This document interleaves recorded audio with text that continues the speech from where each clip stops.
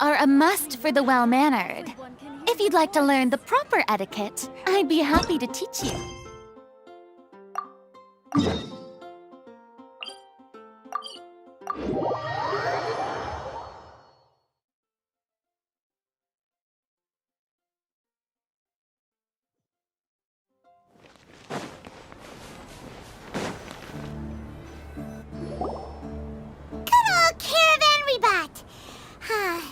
Now let Paimon think.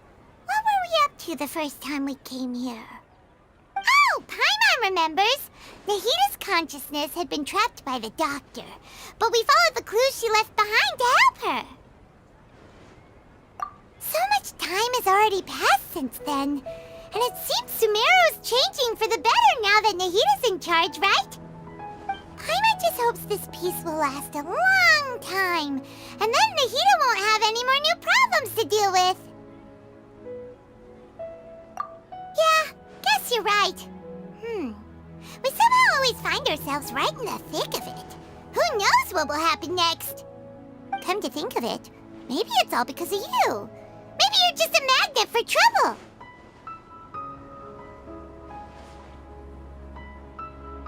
Huh? Me? Before Paimon ran into you, Paimon never ran into any trouble. At most, when she was super tired, Paimon got caught in some strange whirlpool and sucked out into sea. And even then, you fished Paimon out! Anyway, for Nahita's sake, maybe we should think about heading to our next destination for now. Ah, look who it is. Running into you in a place like this? I can see you two still love wandering around. Oh, it's Dia! Since when are we just wandering around? We're usually taking care of some serious business. Even though it may have nothing to do with our journey. But never mind that. What brings you here? I just finished a commission in the desert for a usual client of mine. Nothing too interesting. Just escorting a shipment of goods. I'm on my way to report back. That's when I saw you two all the way over there, chatting away. What were you two talking about anyway? Huh? You serious? Can't say I saw that coming. But you are travelers after all. I guess you'd never stay for too long in one place. Bumping into you like this will become a rarity. I'm starting to feel sad just thinking about it. Hey, how about I gather a few mercs to escort you two? What do you say? Thanks, but no need. Oh, Paimon had no clue you'd miss us so much. But don't worry, we'll come back to see everyone when we get a chance. Sounds good. All you need to do to get to Fontaine is cross this stretch of desert and navigate some waterways. Knowing you two, I'm sure it won't be anything you can't handle. So, when are you leaving? Oh, wait a sec. Paimon just remembered there are still a few dishes in Sumeru that Paimon hasn't tried yet. Now, where's that list Paimon made?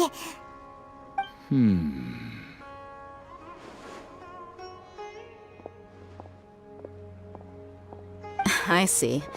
Guess you won't be needing a going-away party or anything. It's sad enough to see you go like this. Though, now that I think about it, Sumeru wouldn't be what it is today without you. Seems true heroes always prefer leaving quietly.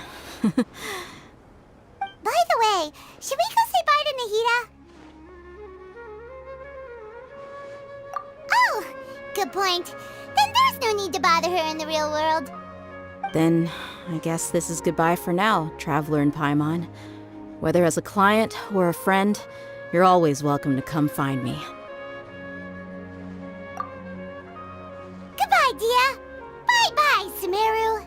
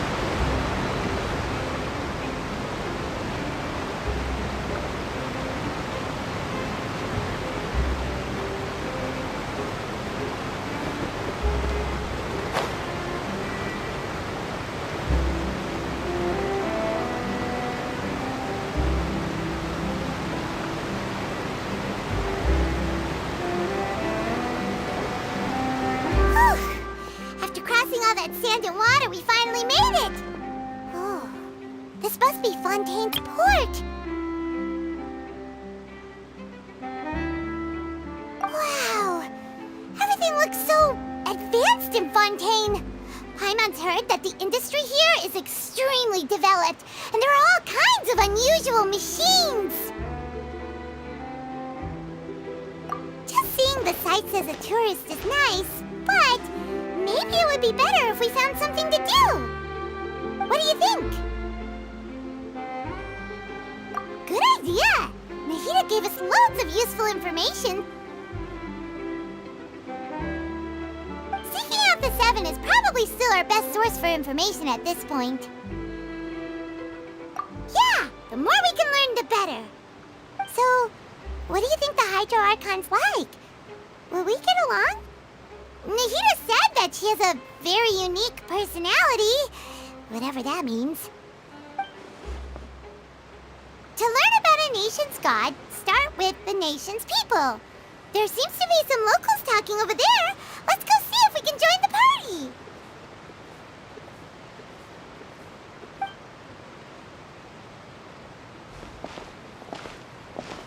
If you ask me, it's a tragedy how things ended for him. Clearly, he was a pretty decent person. Yeah, I didn't expect that kind of ending for him. I thought he would at least fight on a little longer for his family. I was expecting a sudden plot twist, but it's a pity that it never happened. Still, his story is quite the tearjerker.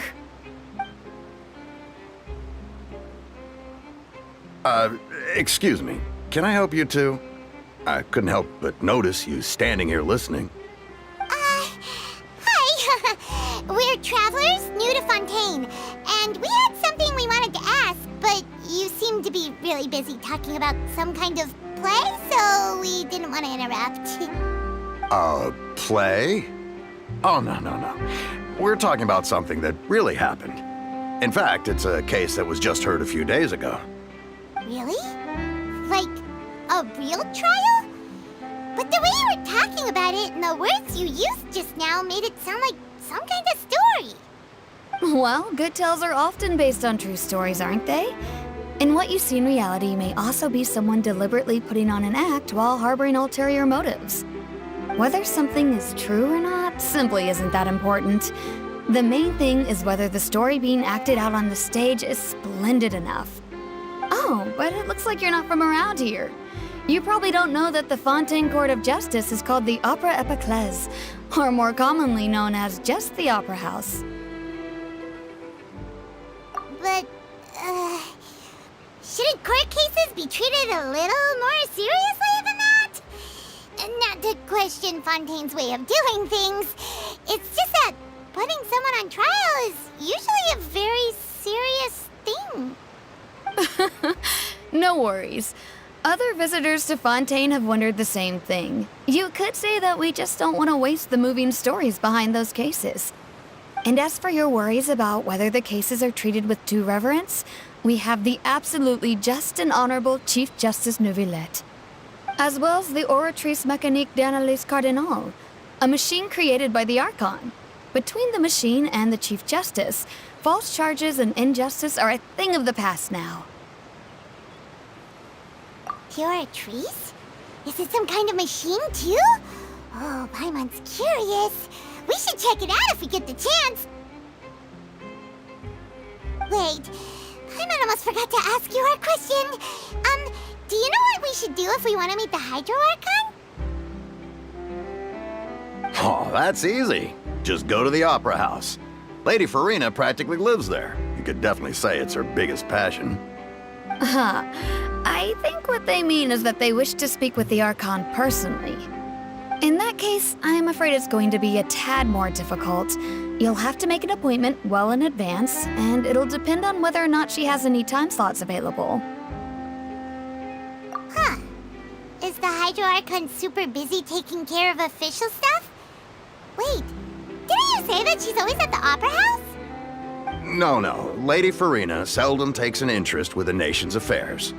The reason it's difficult to make an appointment is simply because she's incredibly popular. That's right. After all, she is the Archon. Though she may tend to get a little dramatic from time to time, people can't get enough of her. Huh. First time Paimon's ever heard of an archon being described that way before. Wait! Paimon gets now!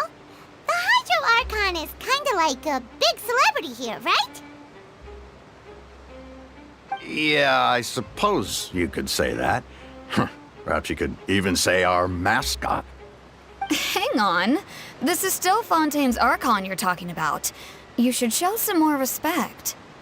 Yes, you're right. I guess I should at least try to be a little more respectful in front of visitors.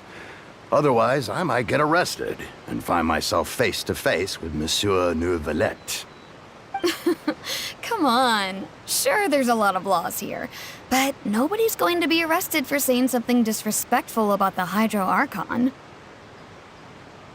Alright, I think we get it. Thank you! At least we now know that we can find the Hydro Archon at the Opera House. But who knows how long making an appointment will take? Guess we could have a look around the city in the meantime. Hey! What are you looking over there for?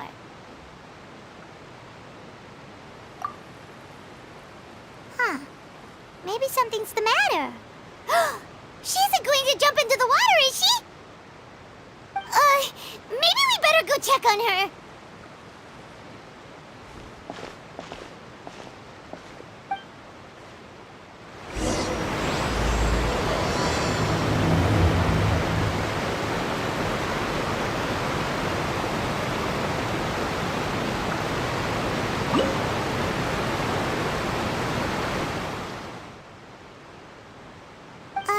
Hello there. Excuse me. Are you alright? Huh? Ah, I'm fine. Thanks. Oh, okay then. We just noticed that you seem to be worried about something. About many things, actually. But there's nothing I can do but just keep my troubles to myself. I was just reminiscing about a place my brother and I would play when we were kids. It was just atop that hill over there. See? You're pointing at the sea. Wait, are you saying that you and your brother lived in the water? No people call the waters around Fontaine a sea. It's actually just an inland lake that's filled with fresh water. And no, I can still see that hill clearly in my memories. Now, it's been completely submerged. He would skip and jump, tossing sand in the wind. The sun shone brightly, and the air was filled with the scent of the sea. But now, the water is gradually swallowing our memories. It won't be long before it swallows us. Sorry. Paimon doesn't really get what you mean. I don't believe we've had the pleasure of meeting. Are you Lynette's new friends? Oh, and you are? Thanks for looking after my sister. She often comes here to reminisce about our childhood, that's all. There's no need for any concern. Allow me to introduce myself. I'm Linny, and this is my sister Lynette. If I had to guess, I'd say you must be travelers from abroad. Nice to meet you. Paimon is Paimon, and this is the Traveler. We just arrived in Fontaine. We were just talking with your sister. Even though we didn't really get what she was saying. I see. It's unusual for Lynette to be so willing to talk with anyone. In fact, she seldom speaks at all. I'm usually the only one she ever talks to. Oh, really? Then you two are just like us. Paimon's always the one talking for some reason.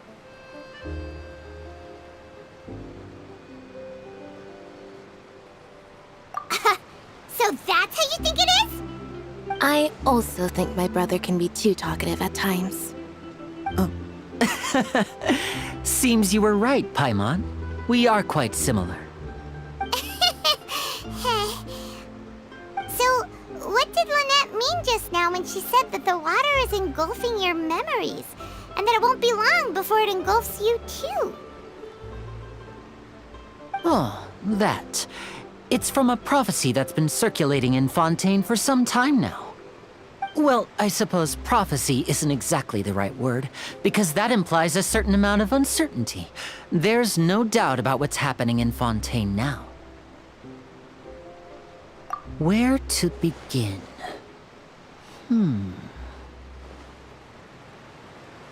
Let's put that question on hold for a moment.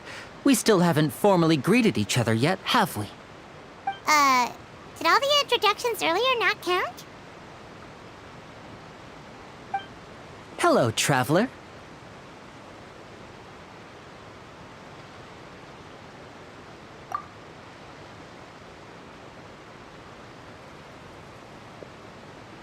And hello, Paimon. Hey! Why didn't Paimon get a handshake? You're not poking fun at Paimon, are you? Please, don't take offense. Just consider it a sort of etiquette we have here in Fontaine when making new friends. You should remember it. It might prove useful. Oh, all right then. Well, Paimon's just happy to have a local friend now. By the way, we were just getting ready to go to the Opera House to meet the Hydro Archon. Would you be able to show us the way? So you're going to see Lady Farina? No problem at all. In fact, I was planning to go to the Opera House later myself. I'll gladly take you once I finish things here. Please, follow me.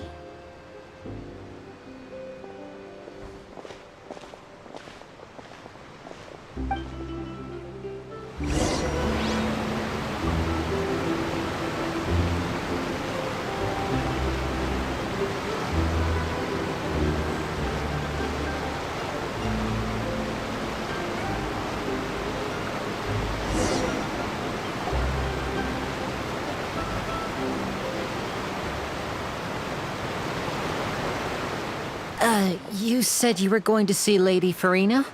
Well, it seems Lady Farina has come to see you.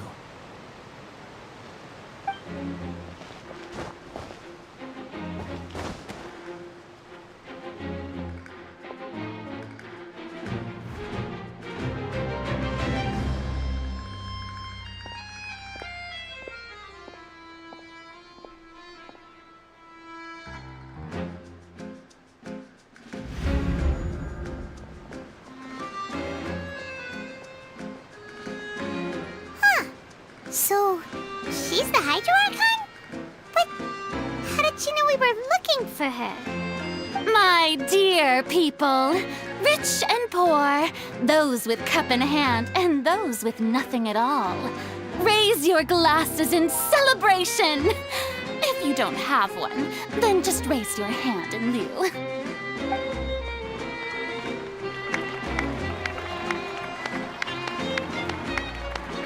As you can all see, two unfamiliar travelers have arrived in our nation.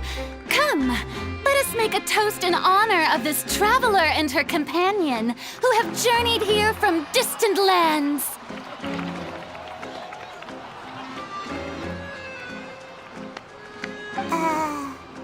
Is she talking about us?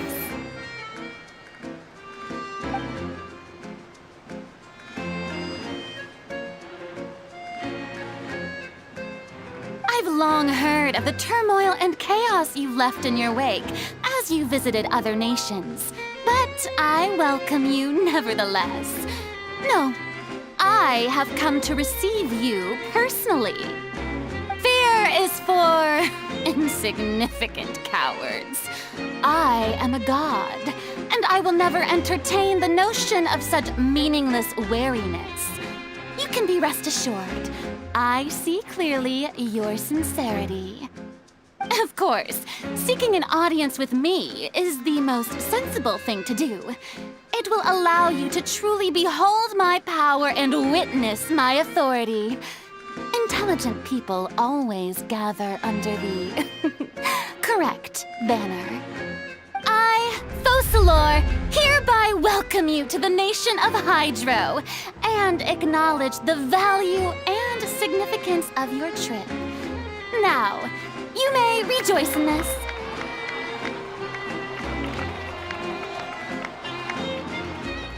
Yeah. can't believe it. Feels like we've only been here for a few minutes. But the Hydro Archon's entrance was, how should Paimon describe it? A little over the top? Miss Hydro Archon? How did you know we were coming? I see.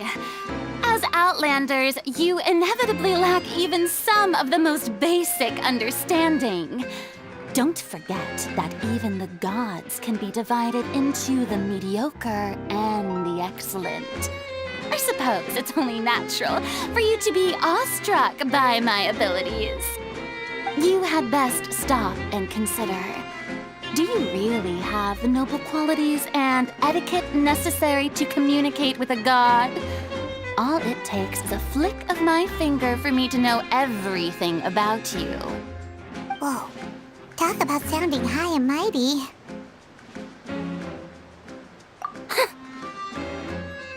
Oh? What's with these looks? Perhaps the welcoming ceremony still isn't enough? What else should I say then? Is she waiting for us to start talking? Wow, I didn't expect to see Lady Farina here. What a surprise! Wait, does this mean they're the legendary blonde traveler?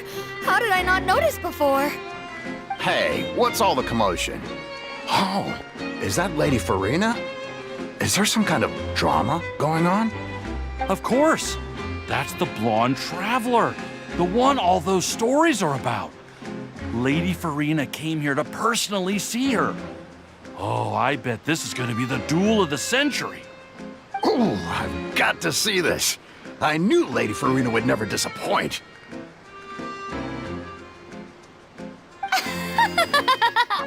Yes, but don't get too excited now. My dear believers and spectators alike tend to get quite rowdy, and despite the noise, I've come to tolerate all their ruckus.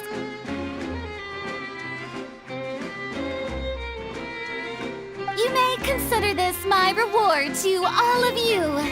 I have determined that there will be an epic duel between myself and this traveler from another land, just as you were hoping to see.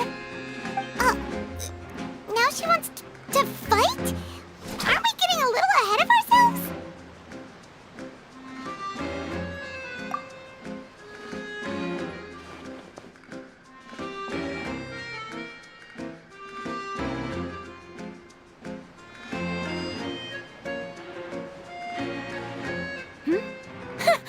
Are you not afraid?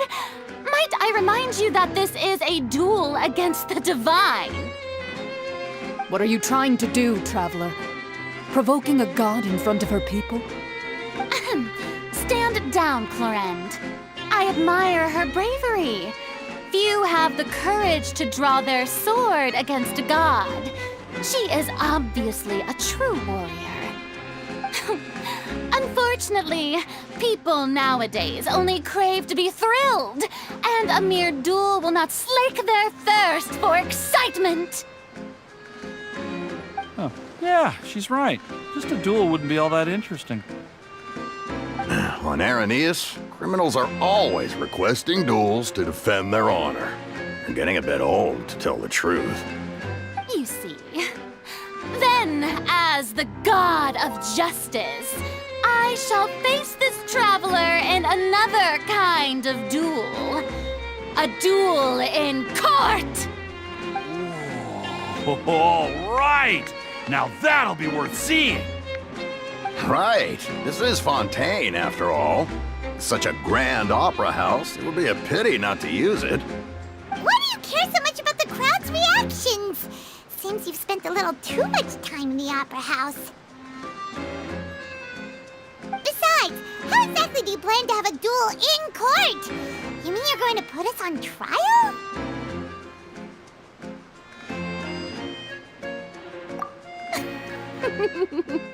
Oh, we have reason to put you on trial.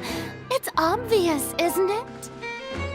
According to Fontaine law, no one is permitted to release any flying objects within Fontaine city limits during the first 3 days of each month. You are clearly guilty of violating this law, no? Oh, so that's what they've done wrong. That's our Lady Farina. No one knows the laws of Fontaine like she does. You call that obvious? What kind of law is that? Wait, flying object? You mean Paimon? Precisely! Now, if you two have no objections, then in the name of the Hydro Archon, I order your arrest. My apologies, Lady Farina. I don't mean to spoil the fun. But if you would allow me to interject, I don't think that Paimon here meets the definition of a flying object. You tell her, Linny! Finally someone who's not crazy. How could anyone call Paimon a flying object? Ah, great magician Linny, my beloved citizen. I'll permit you to object, but how exactly do you plan to prove your claim? As a magician who just rained on your parade, I naturally should shoulder the responsibility of saving the show. So, with such an audience gathered here, allow me to perform a trick for everyone.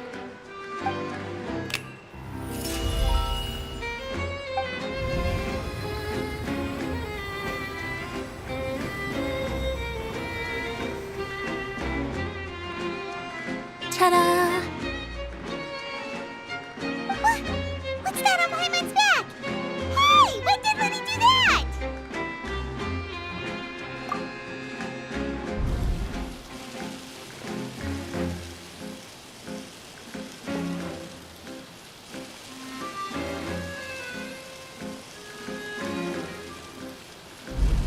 There. As you can all clearly see, Paimon should be classified as, well, something like a balloon. This rope has been in the Traveler's hand all along. It was just that no one could see it before. Huh? You call that magic? You've got to be joking. I thought it was pretty good. Nice one. Huh. I'm not sure what to think. It seems Lady Farina's charges no longer hold water.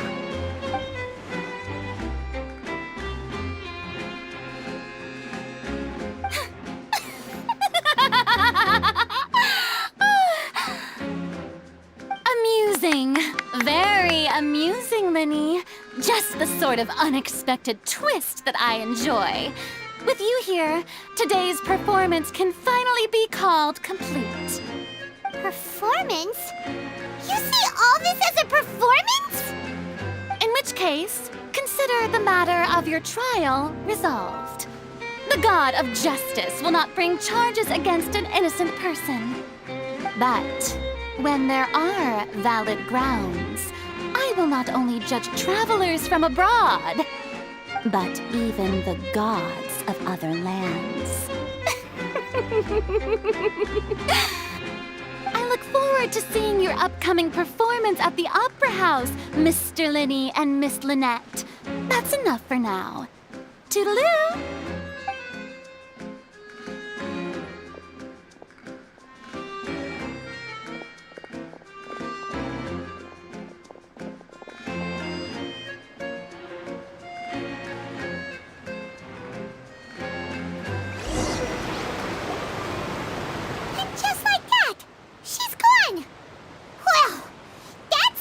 Unpredictable Archon Paimon's ever seen. You never even had a chance to ask her anything.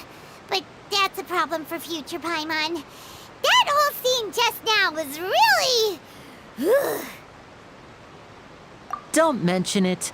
I just happened to remember that there was such a law, so I did a little preparation, just in case. I didn't think it would actually come in handy. So, now do you see what kind of god Lady Farina is? She can be a bit confusing at times, but she is still amenable to reason. Anyway, Paimon had no idea you were a magician, Linny. It sounded like you'll be performing at the Opera House, right? I just know a few simple tricks I use to make a living. Lynette is my assistant. It will actually be my first time performing on the most prestigious stage in Fontaine, the Opera House. But isn't the Opera House where criminal trials are held in Fontaine? When there are no public trials being held, the Opera House hosts a variety of other performances. To the people of Fontaine, the line between a trial and a performance can be a little blurred. And speaking of performances, I would be remiss to forego this opportunity gifted by fate. Might I invite the two of you to see my performance? My brother's always excited to make new friends. Oh, sure. We don't really have anything to do now, and we wanted to go to the Opera House anyway. Splendid. In that case, why don't we go together? I'll show you the way. I just have something to take care of first. You really mean it? Then I'll take you up on your offer. This is a magical item known as a magic pocket. Perhaps you can help me distribute them to the people here. Huh? What are they going to use it for?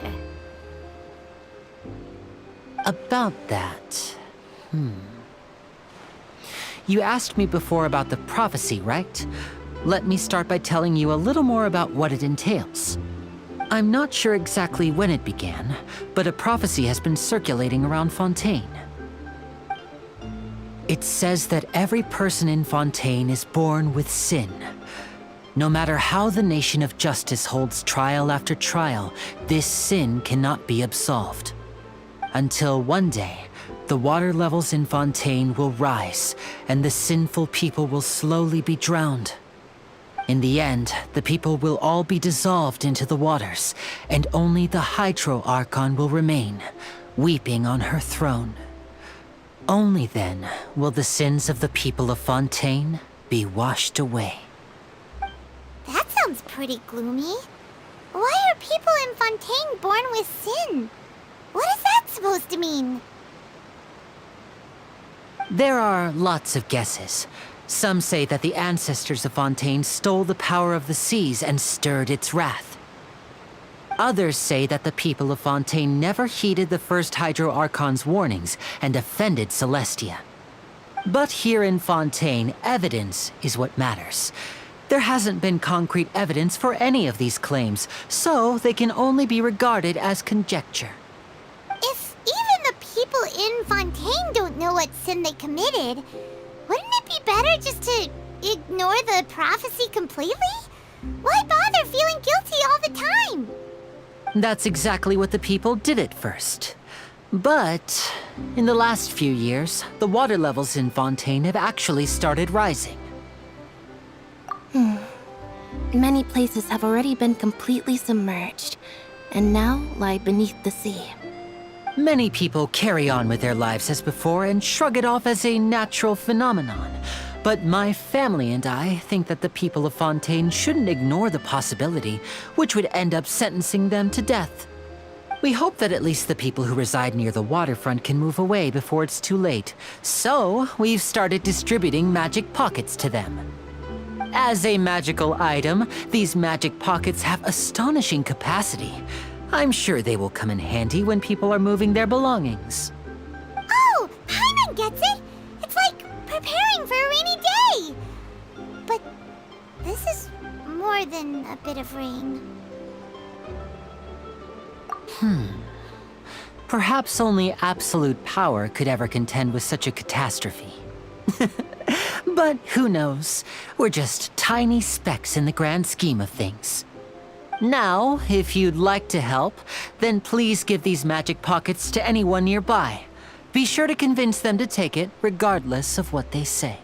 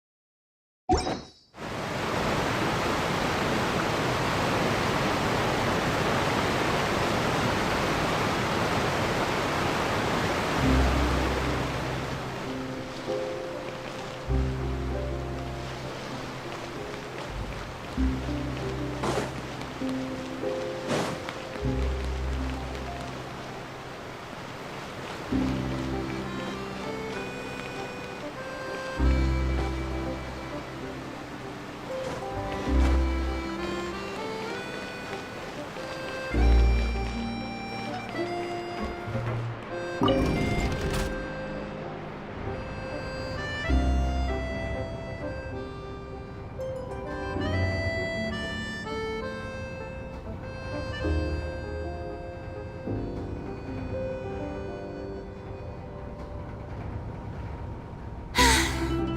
too popular can be such a hassle. Who knew the people would adore me so much?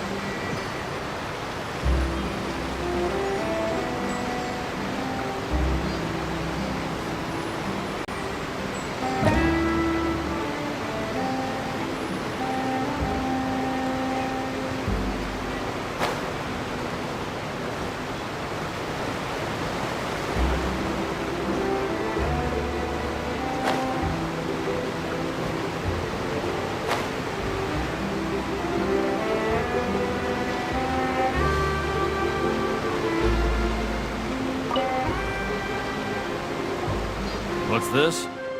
So you also believe in the prophecy. Keep it. I won't have any use for it. What? You mean you don't believe in the prophecy? No, I believe in the prophecy. But I also believe in another story. The story says that people once lived in the ocean. They were one with the ocean and couldn't live apart from it. But as time wore on, people desired to live on land and developed blood vessels, encapsulating the sea within their bodies. Thus could people set foot on land. So, if you ask me, when the water rises and takes us all, it'll be like we're going home. Oh, we hadn't heard that one before. But people can't live underwater. They'll die. You should probably still take it. All right, I'll take it. I guess I just feel that being dissolved into the water doesn't necessarily mean death.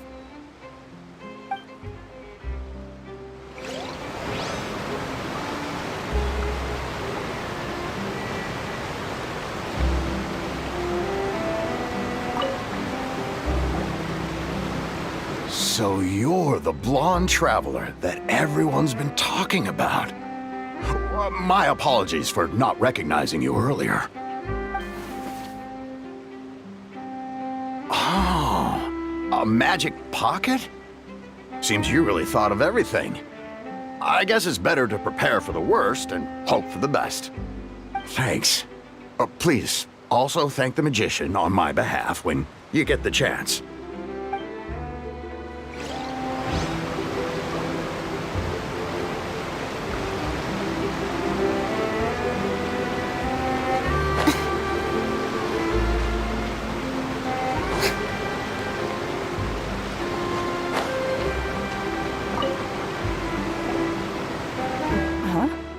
I don't want that thing. Way I see it, if the prophecy's true, it's still gonna be a long time before the water can cover everything. Life is all about living in the moment. What use is there in worrying about the future all the time? We'll cross that bridge when we get to it. You should still take it. You never know when it'll come in handy. Oh, all right, fine. Thanks. It's just that if I start moving, that means I've already given up on the life I have now.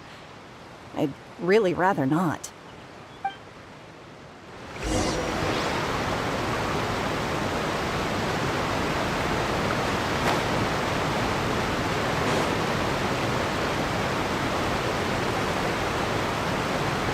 Oh?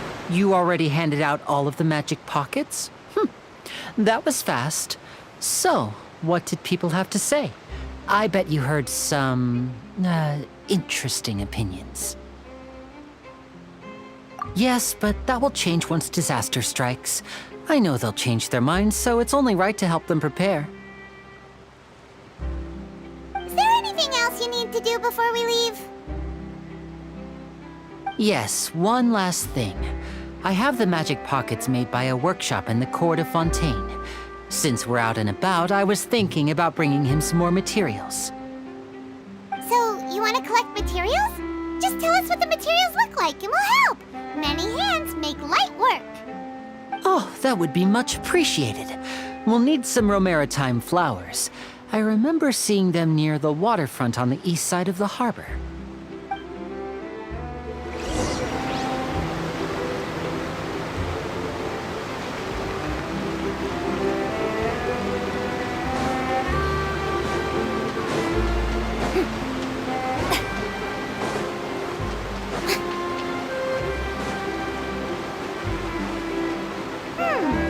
It seems we have to use Hydro to collect romaritime flowers.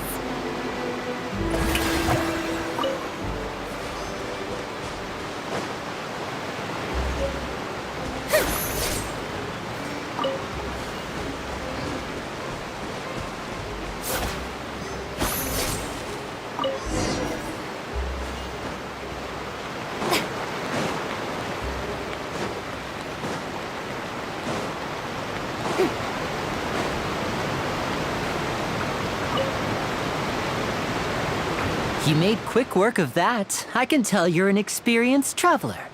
I've also finished collecting a few here. Maybe next time you'll feel like helping too, Lynette.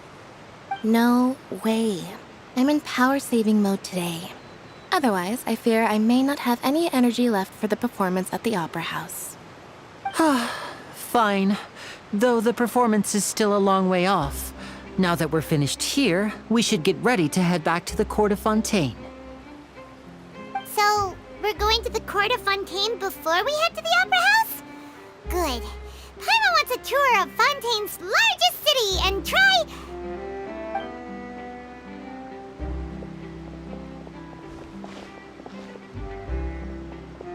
Wait, shh. Have you noticed that person over there? The young girl. Huh? What's wrong with her? Paimon didn't notice anything. She's obviously a thief. Magicians and thieves practice similar methods.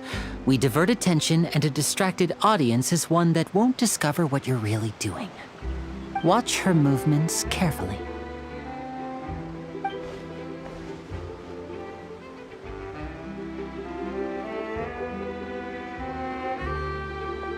Oh, he's right! Shh, keep your voice down. We need to think of a way to catch her, but it seems she's very alert. Perhaps we should split up. You two can ride the lift over there and wait up top. I bet that'll be her escape route if she tries to run. All right, let's go.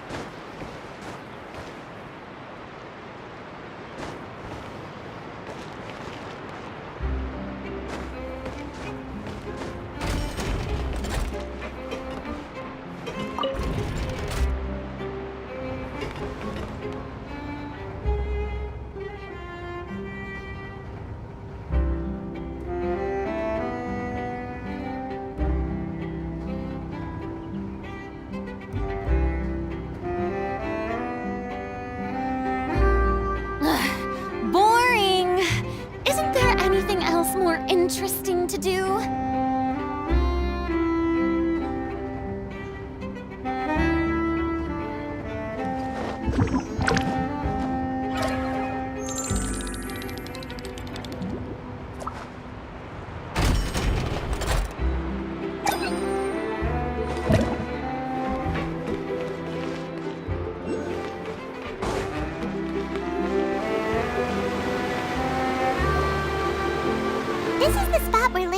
Just wait.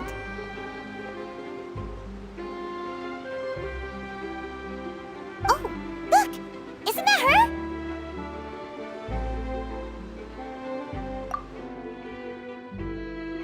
Oh no! Did she notice us? She started running the other direction! What should we do? Should we chase her?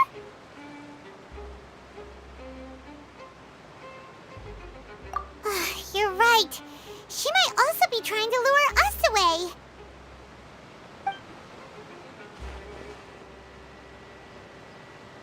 Nothing's happened for a while now. Paimon wonders if Lenny caught the thief. Yeah, let's go.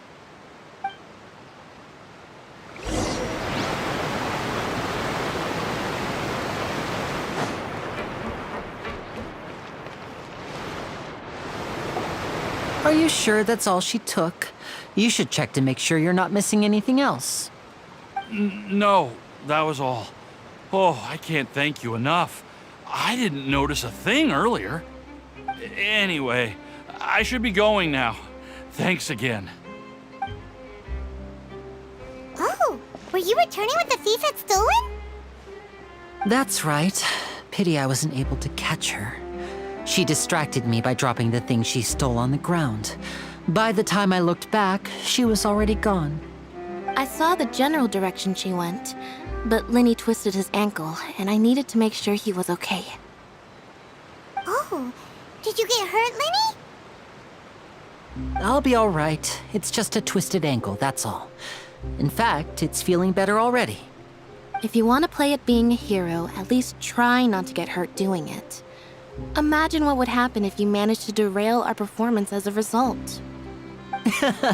You're right. Sorry, Lynette. I have to admit that the thief was even more skilled than I had anticipated. But at least we were able to get the stolen items back, so it wasn't a complete failure. What a slippery little thief! Guess things turned out all right in the end, though. Lenny's initiative paid off! All right, let's put this little detour behind us. We should go to the Court of Fontaine now.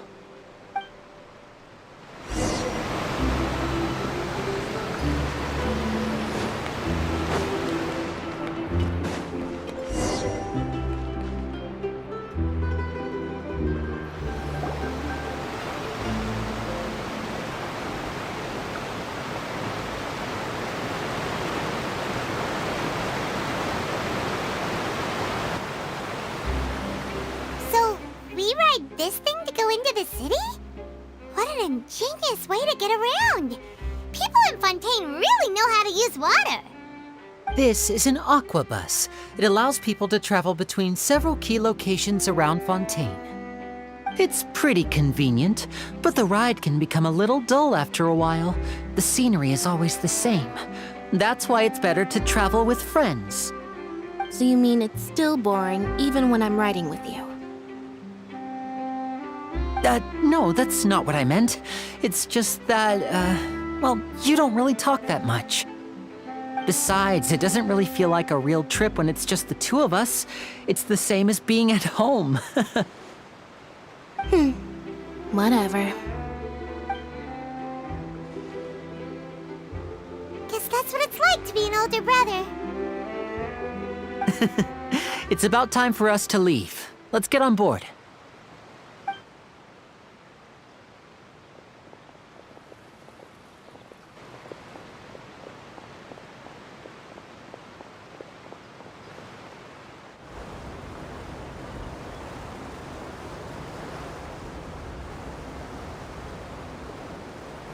Oh, excuse me! Aren't you the great magician Linny? And his assistant Lynette? Hello. I don't believe we've...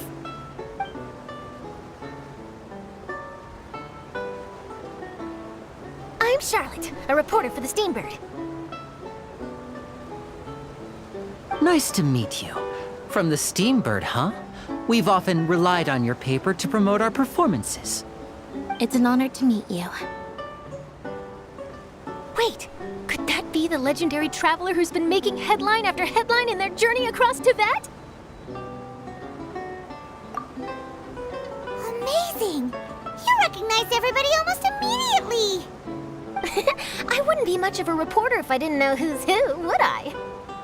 Wow, today must be my day. Who knew I would end up on the same boat as so many VIPs?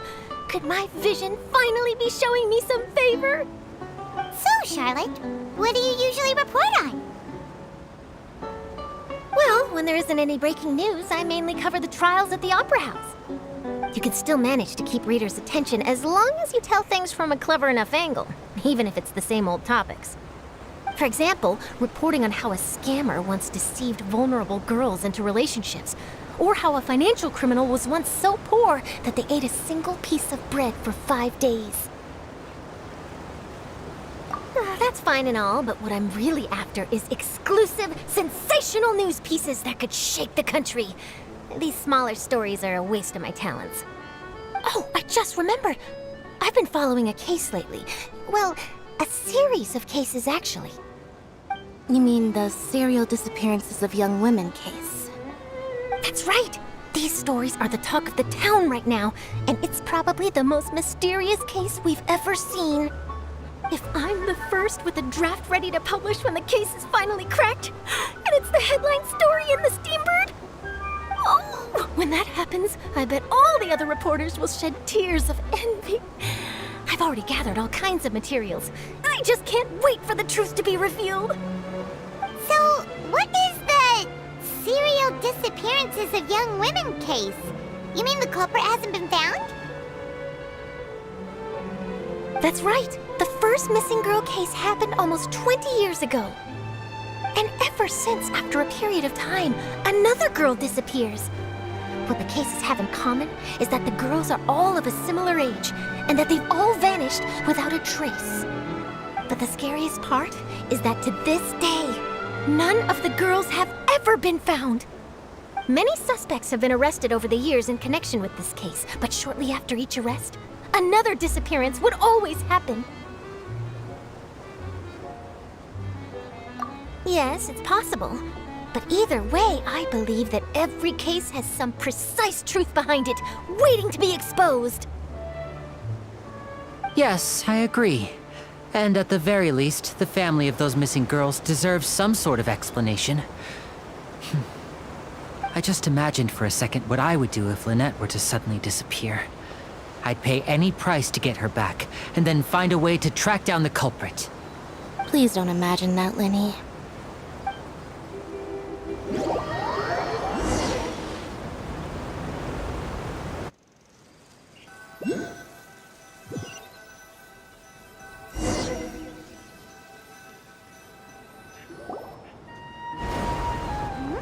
Hey, we're almost there! Look!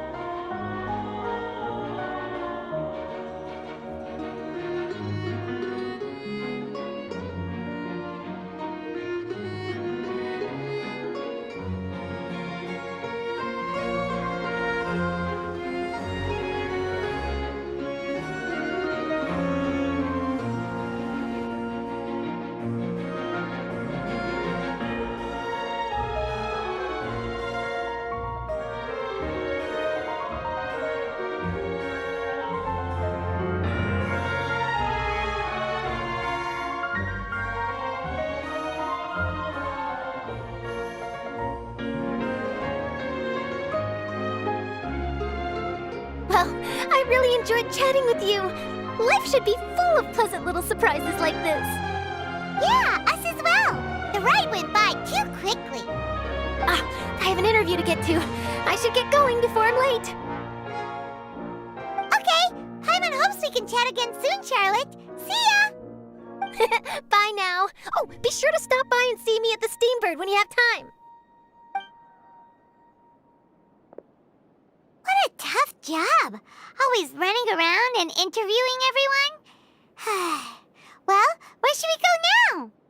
If you don't mind, how about we stop by my home first? Besides, I still have all the materials we collected. Sure, we wouldn't mind at all.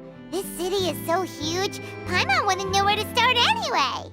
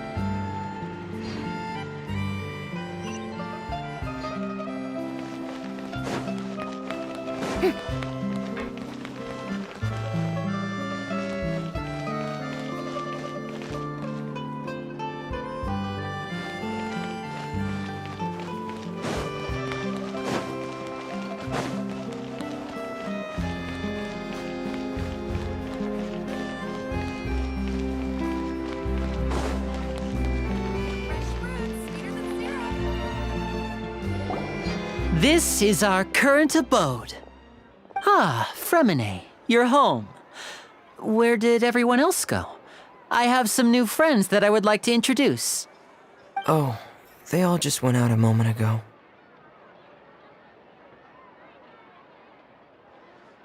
I see. Everyone is getting busier now that Father will be returning soon. I suppose that can't be helped.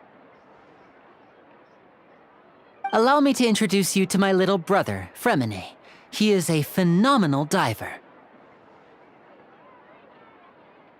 Hello. Nice to meet you. Paimon is Paimon, and this is the Traveler. Oh, you sound very proud to have a diver as a brother, Linny.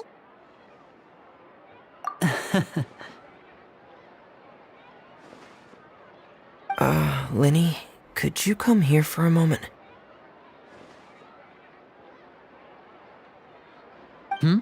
What is it, Fremine? Do you have something to tell me?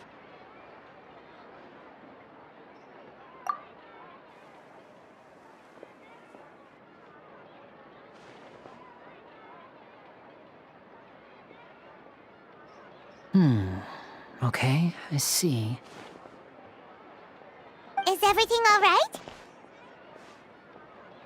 Oh, it's nothing. We were just discussing a little housework. Sorry for the interruption. Oh, before I forget, the Traveler and I collected more materials to make magic pockets. Were you able to get any, Fremine? Yes, I went diving and gathered lots of materials. I was about to give them to you. That's our Fremine, always quick with the underwater work. All right, I'll take these to the workshop.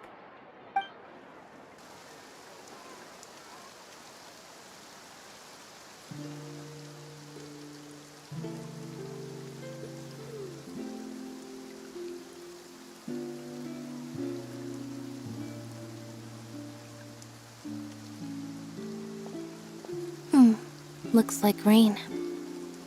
Oh, you're right. But wasn't it clear and sunny just a moment ago? Fontaine's weather sure is weird. I'm afraid that's just how it is here. It often rains on days where there are trials being held in the Opera House, but don't worry, it'll clear up soon enough. What's wrong, Fremine? There's a legend about the rain that I tend to believe. It's said that a dragon of water once resided in Fontaine. Though we don't know where the dragon went, every time it weeps, the skies will cloud up and pour out rain. When I was a child, my mother told me that if I wanted to go outside and play, I should yell toward the sky at the top of my lungs. Hydro Dragon! Hydro Dragon! Don't cry! If it's an elemental dragon, then having the power to make it rain wouldn't be very unusual. Let Paimon try something. Hydro Dragon! Hydro Dragon! Don't cry!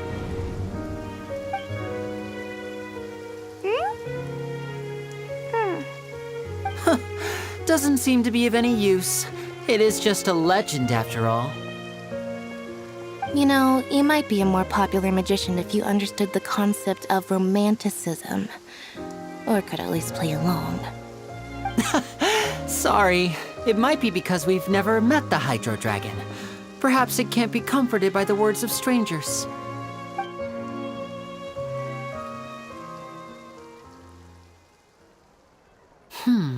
It rained for longer than I suspected. Oh, it's already getting late. Was there something you needed to do, Linny? Yeah, some preparations for the show at the Opera House. I need to find a way to catch the last aqua bus of the day. On the day of the performance, just ride the aquabus to the island of Aeneas. I'll have Lynette meet you at the fountain in front of the opera house. Oh, are you leaving now? What is it, Fremine? I'm in a hurry. Oh, I get it. You feel nervous delivering the materials for the magic pockets, is that it? Perhaps we could trouble the Traveler to help us take these materials to the Beaumont workshop and deliver them to the owner there? I'm afraid that Fremine can be quite introverted, and the boss there tends to be pretty talkative. Fremine has always been a little afraid of her. No trouble at all! Don't worry, we're on the case! Sorry for the inconvenience. I'm quite useless when it comes to such tasks. I'll think of a way to make it up to you. Oh, no need! This'll be a walk in the park for us!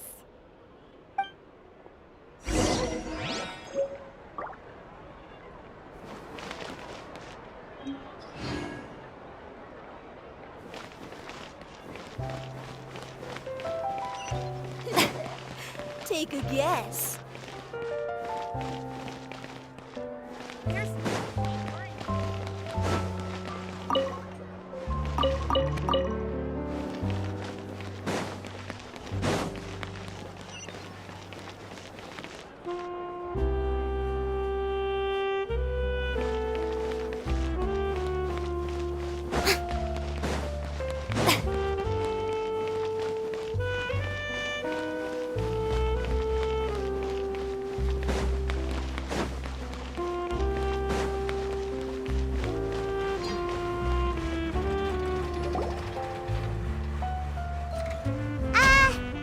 Hello?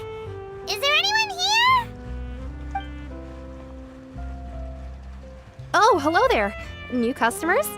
Looking to buy, or do you need something made? Or perhaps you're just looking for a chat with me. Oh no, we're just here to deliver some materials. Here they are. They're for making... what were they called again? Ah, these must be for magic pockets. I could tell right away. I've already made several orders worth now. No need. They've already prepaid several batches worth. When they told me what they'd be using them for, I even offered them a discount. But they insisted on paying the full amount, saying that I had a business to run. It seems both their hearts and their pockets are made of gold. Whoa. So, is Linny actually loaded? I can't say for sure, but who knows? Maybe there's good money to be made being a magician in Fontaine. Hey! Is this machine what you use to make stuff here? It looks really advanced. Why use your hands when a machine can do the work? It would be a waste not to use the latest technology, and wasting is a kind of crime. But where does a big machine like that get its power from? Well, it's a little complicated. I'm not sure I can put it in layman's terms for you. But basically, everything we usually use here in the city is powered by indemnitium. It's a type of energy that's produced from trials. Huh? How can trials produce energy? Well, I'm not completely sure of all the details myself, but basically, when a trial is in session, the Oratrice Mécanique d'Analyse Cardinale harvests people's belief in justice and converts it into energy to be used all around Fontaine. So that's what its other function is? Paimon heard that the Oratrice was created by the archon to make judgments. But Paimon still doesn't get it. How could something unreliable like people's beliefs be turned into a stable power source for these machines? Oh, yeah! So that means the Hydro Archon relies on the machine to take the energy created by belief and turn it into power for all of Fontaine, right? Even though I've never heard anyone really put it that way before, it sounds like it makes sense. Besides indemnitium, we have another type of energy called pneumosia. It isn't produced by the power of the Archon, but it is unstable by nature. Even now, it still cannot be widely used by civilians. I thought I'd find you hard at work, but here you are chatting the day away. Since you're already talking, I'm sure you wouldn't mind a Few words with me? You again! Didn't I already promise you that I'd have the more I owe to Confrérie of Cabriere by next month? Why are you hounding me now? Yeah, but how do we know that you won't go running off by the end of this month? I want 50% today. Wait, no, 70%. Huh? You... Seems business isn't so great for the workshop. We've already finished our job and delivered the materials. Maybe now's a good time to leave? Hey, hold on! Before you go around trying to collect payments, why don't you settle your own debts first? If Confrérie of Cabriere wants to poach clients from Northland Bank, that's fine. But I'm afraid you still owe the bank a hefty sum of mora. So why don't we work things out between us first, before you get back to your little conversation here? You're from Northland Bank. But we said we'll pay everything we owe next month. Why are you hounding me now? Traveler, Paimon! I didn't think I'd run into you here in Fontaine. What are the chances? We're surprised to see you too! What are you doing here in Fontaine? You didn't want to stay in Snezhnaya? Long story short, I've already been in Fontaine for some time now, and honestly, things have been pretty boring. But it seems that fate brought our paths together today.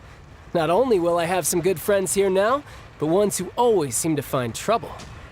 Either way you look at it, it seems things are going to get a lot more interesting now. Pretty sure we'd want to avoid anything that you'd find interesting. Besides, our trip here has gone pretty well so far. Right, Traveler?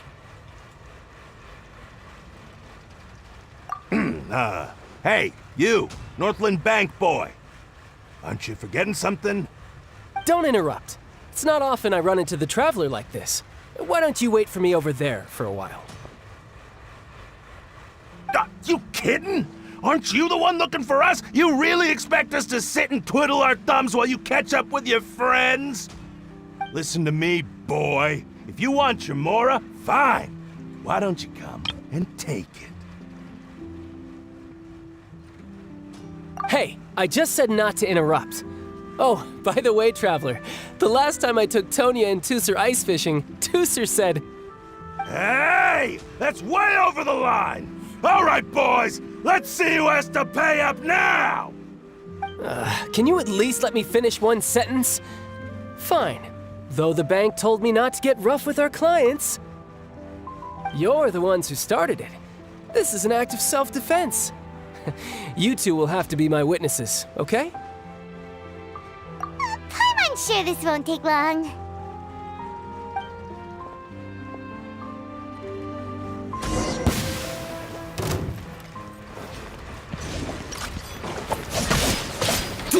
Shouldn't let your guard down. Yeah.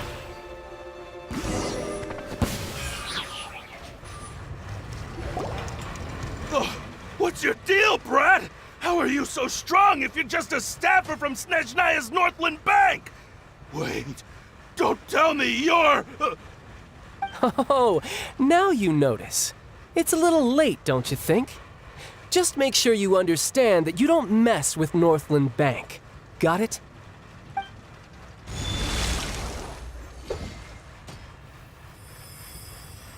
Huh? Now's my chance!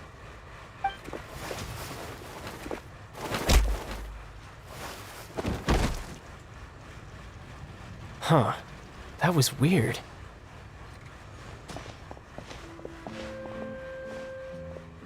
I'm not sure. It's as if I suddenly lost control of my hydro powers when I needed them. Maybe there's something wrong with my vision? Strange. How could that happen? First time Paimon's ever heard of someone losing control of their vision. Never mind. It doesn't matter. If I want to stay sharp, I shouldn't be relying too much on my vision anyway. Besides, I always have my delusion in case I need it. So what are you doing in Fontaine, child? I don't see its work for Northland Bank.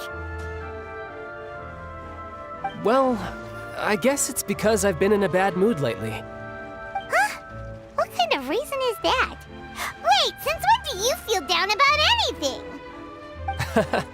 I don't know. Maybe I still have a lot to learn about myself. But recently, there seems to be some sort of restless power stirring inside of me. And I don't know why, but every now and then I feel like I'm in a terrible mood. Maybe you losing control of your vision just now is connected with that power you're feeling inside. That is a possibility. I can't remember if I ever mentioned it before, but when I was 14, I fell into some unknown abyss. It was during that time I learned nearly all of my abilities. The one who took me under her wing and taught me was named Skirk. She was always quiet and very mysterious. Nobody knew where she came from or what she had been through, and she was always very strict when teaching me combat techniques. One time, I asked her why she was willing to take me on as an apprentice. From what I could make of her answer, it was because I had awakened it, and traces of it remained on me. She said that all my combat training would be useful in the future. But what is it? What did you awaken? She never explained that, but my guess is that it's related to a dream I saw when I had just fallen into that abyss. In my dream, I was in the deepest depths of the sea, and the boundless seabed was all around me. But in front of me appeared a whale that was so massive, I felt like I couldn't breathe. A whale? Oh, that sounds familiar! When we fought against you before, you summoned a huge whale that seemed to leap at us. Is that the one? That's just an abstract form of a whale that I create using my elemental powers. It takes that shape because the scene I dreamt of the whale has always been stuck in my mind. I'll never forget it. So you used the whale as inspiration for one of your moves? Huh. Seems a little twisted to Paimon. So why don't you just go ask your master? Maybe she knows the answer. You make it sound so easy. Ever since the incident I experienced there, I've never stopped searching for Master Skirk and that unknown abyss. But it's been years now, and I've still found nothing. There isn't even a trace of the place where I remember falling into the abyss. Oh, it sounds like some kind of ghost story. Yeah, I'm out of leads at this point, but there's nothing more I can do. It seems that strange encounters in this world tend to be elusive like that. Oh, seems the time really flies when I'm talking with you. I just remembered I have somewhere else I need to be, so I should get going. What? More work for the Northland Bank? No, it's more of a personal appointment. Lately, I've been sparring with some of Fontaine's official champion duelists whenever I'm feeling bored. Official champion duelists? You mean it's their job to duel? Yep, in Fontaine, before a criminal goes to court, they're given one chance to defend their honor by requesting a duel with an official champion duelist. The champion duelists are all-powerful fighters selected from among the nation's best, and the duel itself is a no-holds-barred fight with no specified stopping point. So engaging in such a duel is regarded as a symbol of defending your honor. If a criminal manages to win the duel, they'll be acquitted, but if they lose, they'll have no choice but to stand trial. And the worst-case scenario is that you're simply killed in the duel.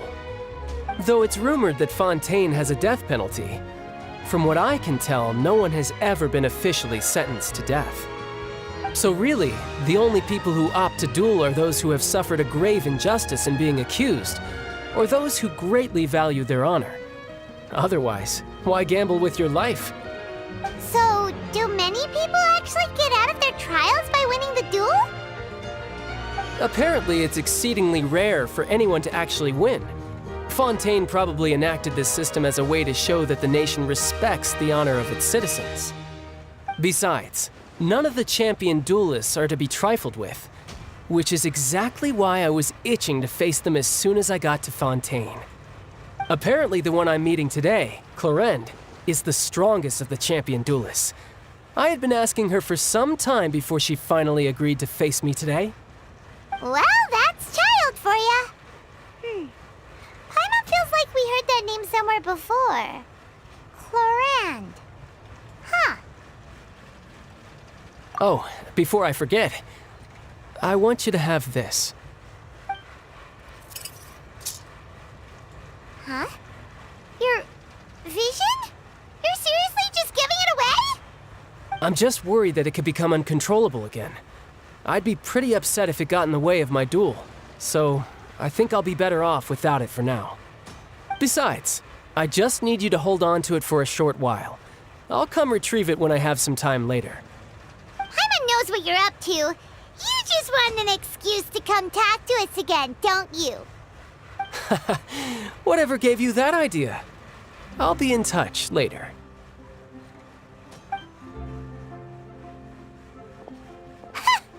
That sneaky guy.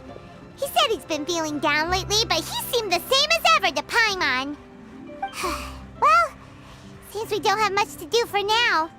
We might as well walk around and see the city before Lenny's performance.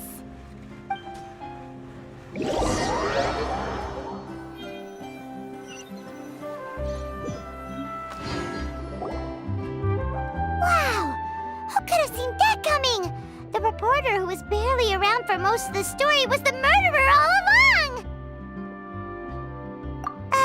Sorry. Paimon was just surprised, that's all.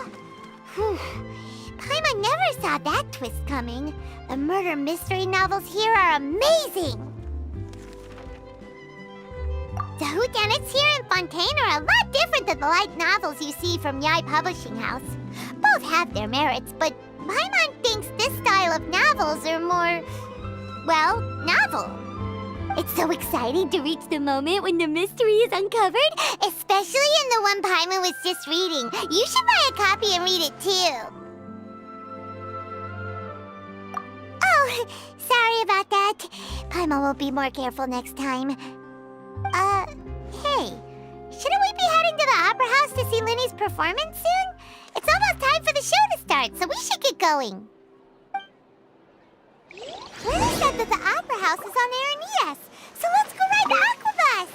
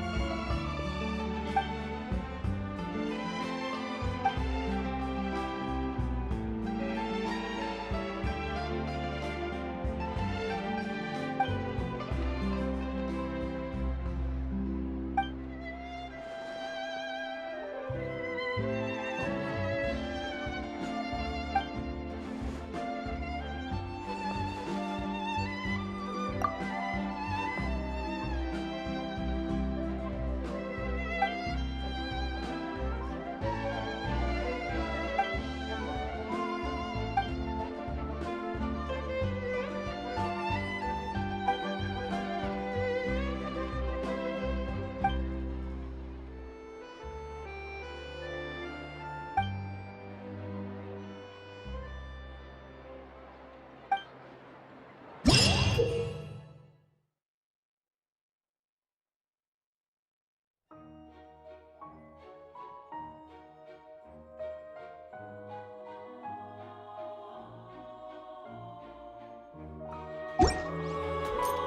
parties are a...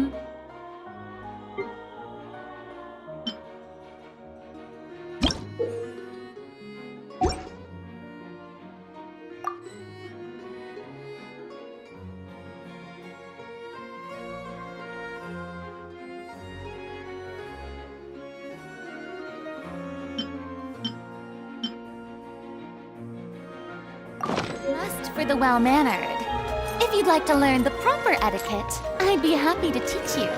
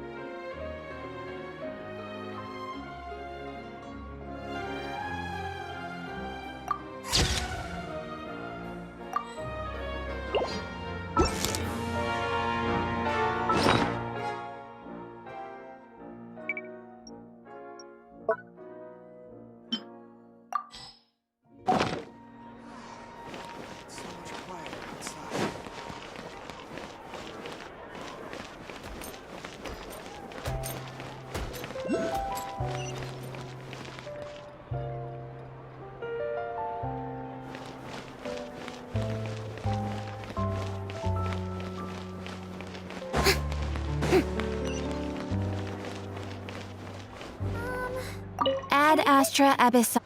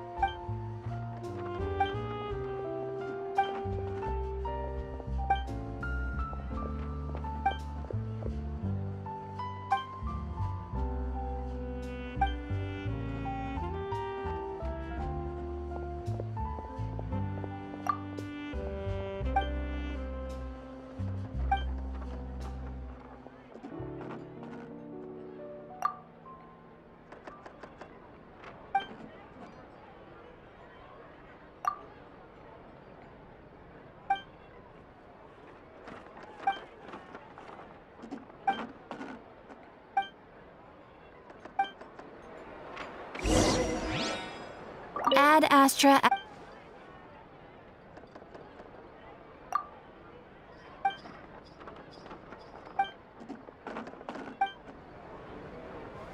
Ad Astra Ab.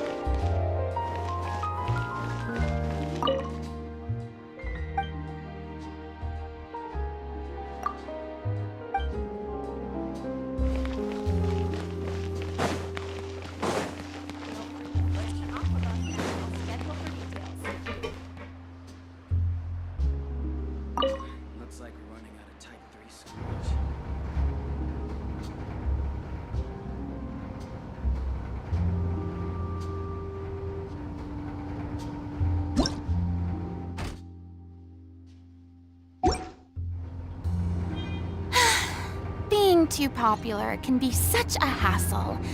Who knew the people would adore me so much?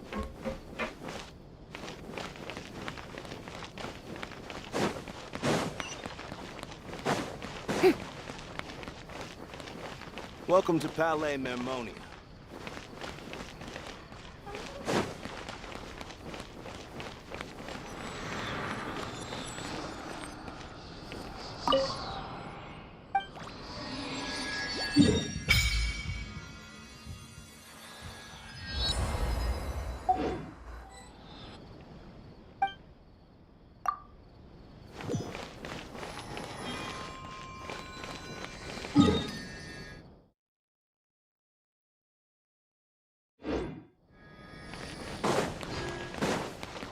I hope the weather's nice like this tomorrow.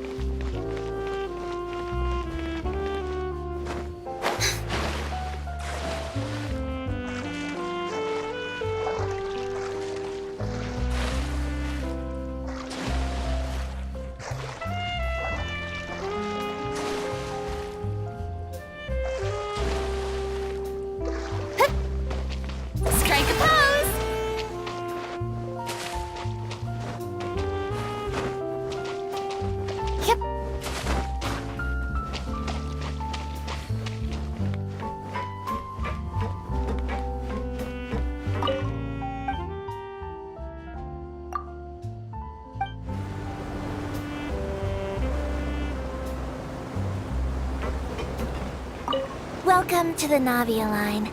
I am Elfan. The boat will be departing imminently. Please do not stick your head, hands, or other body parts outside the boat.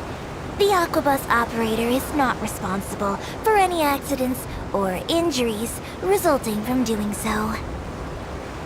Also, please remember to buy the Steambird, though I don't read it myself.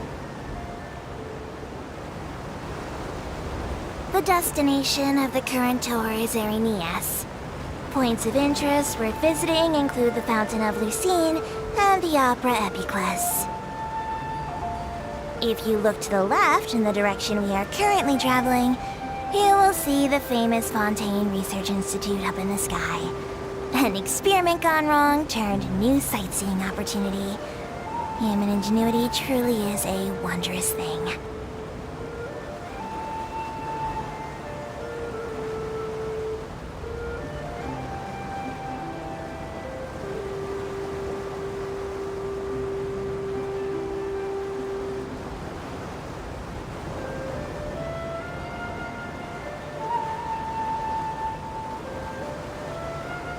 We are now approaching our final destination. Please be sure to bring all your personal belongings with you as you disembark. Even though I will take any forgotten items to the Lost and Found, the paperwork is rather annoying, as Melusine hands are not suitable for grasping pens.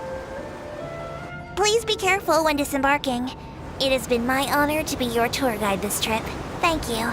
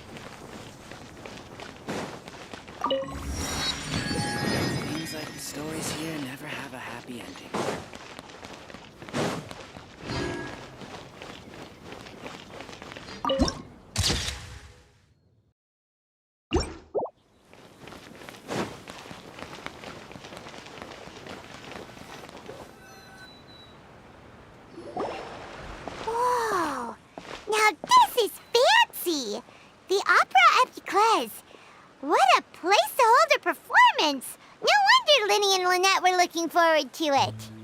Huh. Looks like there's a lot of people standing around the fountain up ahead. Oh, Archon, please bless us with a bright and healthy child. We pray. I don't know why you always feel the need to ask so much. I'll be happy as long as our child is healthy and lives a peaceful life.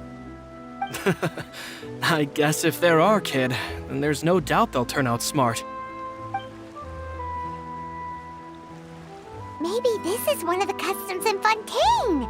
There sure are a lot of couples here. Vache.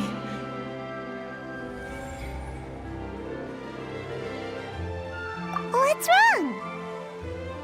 Vache. Vache. No, Paimon didn't say anything. Are you hearing things? Welcome to the Fountain of Lucine. All the water flowing through Fontaine converges here. It's customary for newlyweds to come here and wish for children. Ah! Lynette! You scared Paimon! When did you get here? Lenny asked me to wait here for you, remember? Ah, right. What do you mean? There are a lot of people here right now. Hey, you're not trying to scare Paimon, are you? Besides, it's the middle of the day. It's not the time for eerie things. I see. I might be able to tell you something that could help explain the voice you heard. In fact, you might not be imagining things at all. I suspect that what you heard is a result of your hypersensitivity to the hydro element. Others in my family have had similar experiences. It's because of her sensitivity to the hydro element? But what would hearing a voice have to do with elemental power? When do you cry, Paimon? Wait, what? What does that have to do with anything? Just answer me. When do you cry?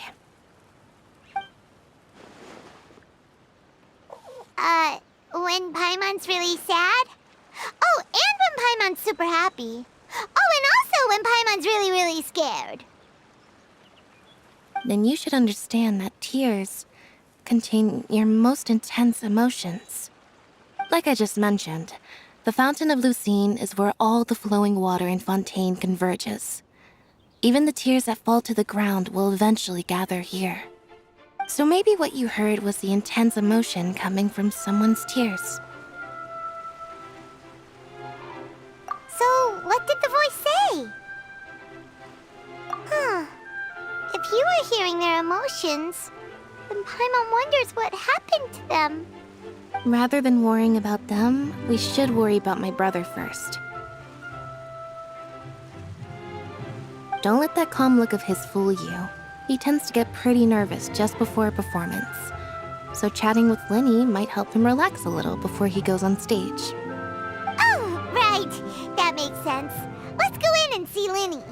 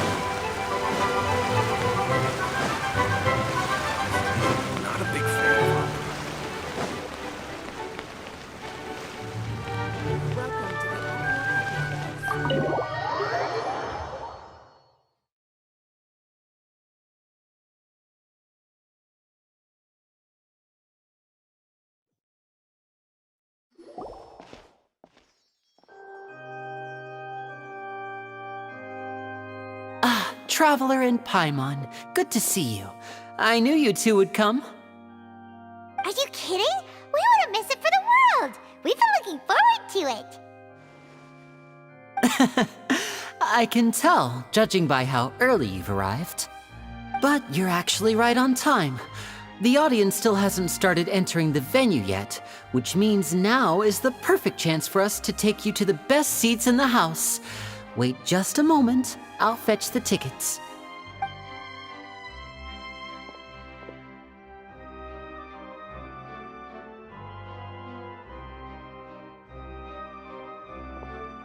The Opera House has assigned seating, so you always have to make reservations.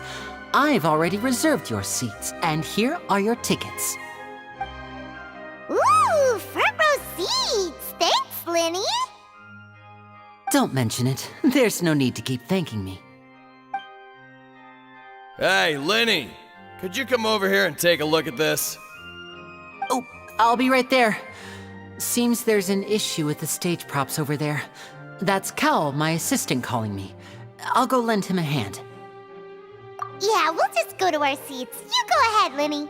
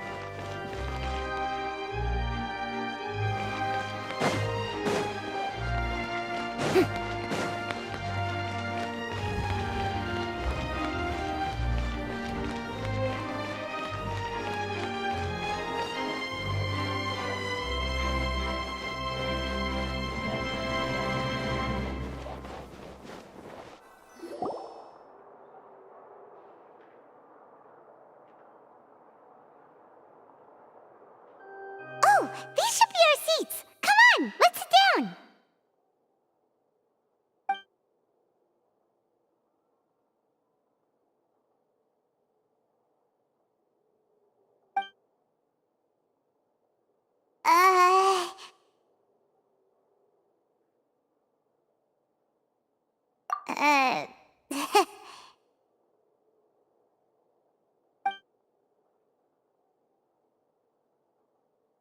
Hey, Traveler. Maybe we should strike up a conversation with the person next to us. Since we're sitting together and the rest of the place is practically empty still, it's kinda awkward if we don't say anything. Oh, you little... Of course you put this on Paimon. Excuse me, I did not realize you felt awkward. I am terribly sorry. I would be perfectly happy to chat with you if that is what you would like. Oh, so you heard all of that, did ya? Boy, you sure have good ears. Paimon thought she was keeping her voice down. Wait, that's not it, Paimon's... Sorry, Paimon's the one who was being rude, talking under her breath like that. So, let's talk, but, what should we talk about? Oh, Paimon's got it. You're also here early and sitting in the front. Are you a friend of Linny's too? A friend, you say? Well, if Mr. Linny would like to be my friend, I would be more than happy to reciprocate. Oh, so you're not friends with Linny then? Oh, this is getting more awkward by the second. Paimon nearly forgot to make her introduction. Nice to meet you. Paimon is Paimon, and this is the Traveler. We just arrived in Fontaine. It is an honor to meet you two. I have heard of your deeds across Tevat. And as required by proper etiquette, I will also introduce myself. I am... Oh, Monsieur Nervillet! What an honor it is to have you here to see my show! Ah, Mr. Linny. I should say it is in fact an honor for me to see your performance in person. Wait, Nervillet?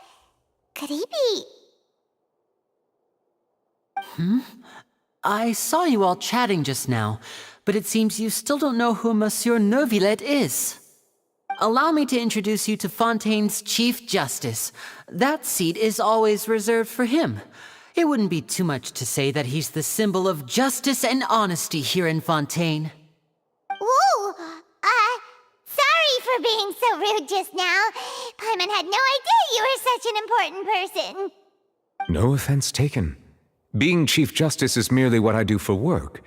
Nearly every person has their usual reserved seat, so I'm not so special, really.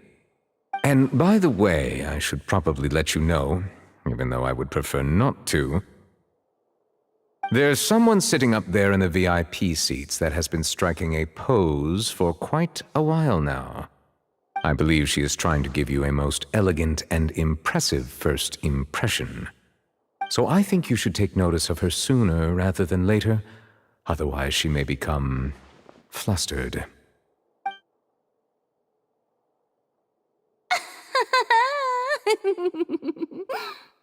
Huh? Oh, it's Farina, the Hydro Archon. Huh. She sure has a smug and satisfied look on her face. Guess she has no idea that you saw right through her act. Very good. That is for the best. No need to pay her any more attention. We may now enjoy the show. Huh? So is this what things are like between the Chief Justice and the Hydro Archon? All right, please wait just a moment longer. I've pretty much finished my preparations, and the performance will start as soon as the audience has made their way to their seats. Yay! The show's finally about to start! Paimon can hardly wait! Paimon's never seen a real live magic show before!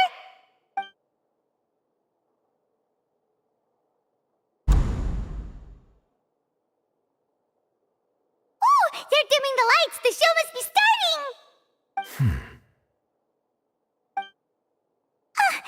Sorry.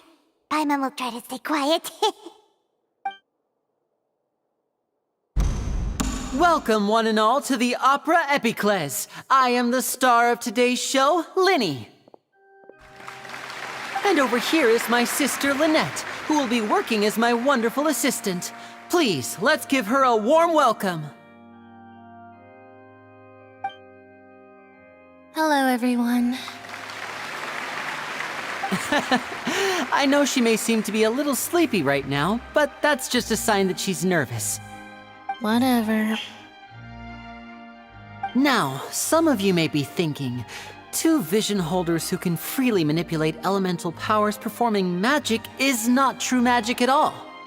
So, I would like to take a moment to assure you that elemental powers will have nothing to do with what you will witness on the stage today.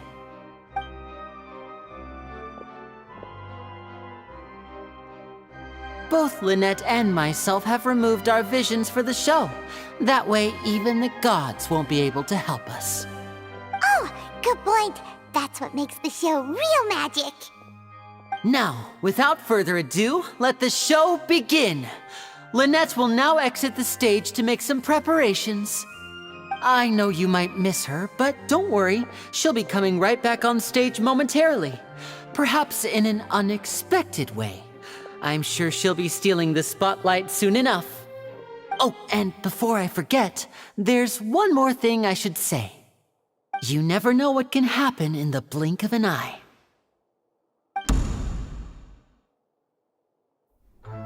A magician's greatest skill is making things disappear or appear. The possibilities are endless.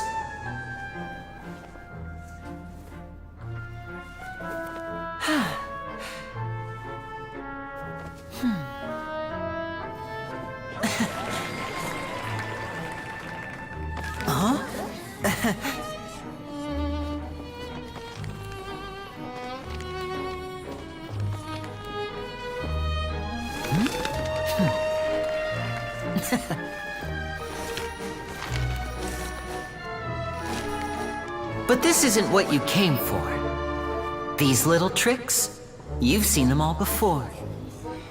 So it's time for something truly extraordinary, don't you think?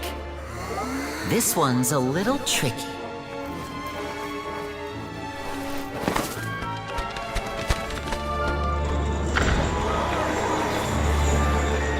Using this water tank, I shall make my sister vanish completely, right before your very eyes.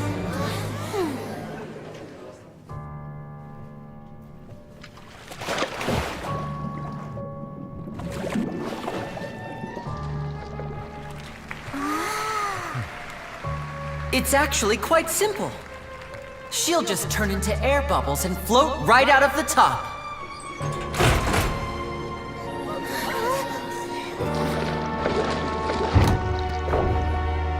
Oh no! I told them to check all the props carefully. With the lid on, even air can't escape. An amateur magician would be getting very nervous right around now.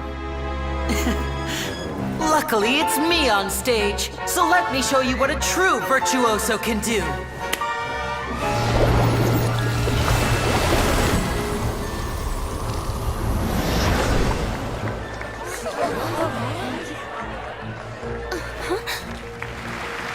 Lynette, are you still there?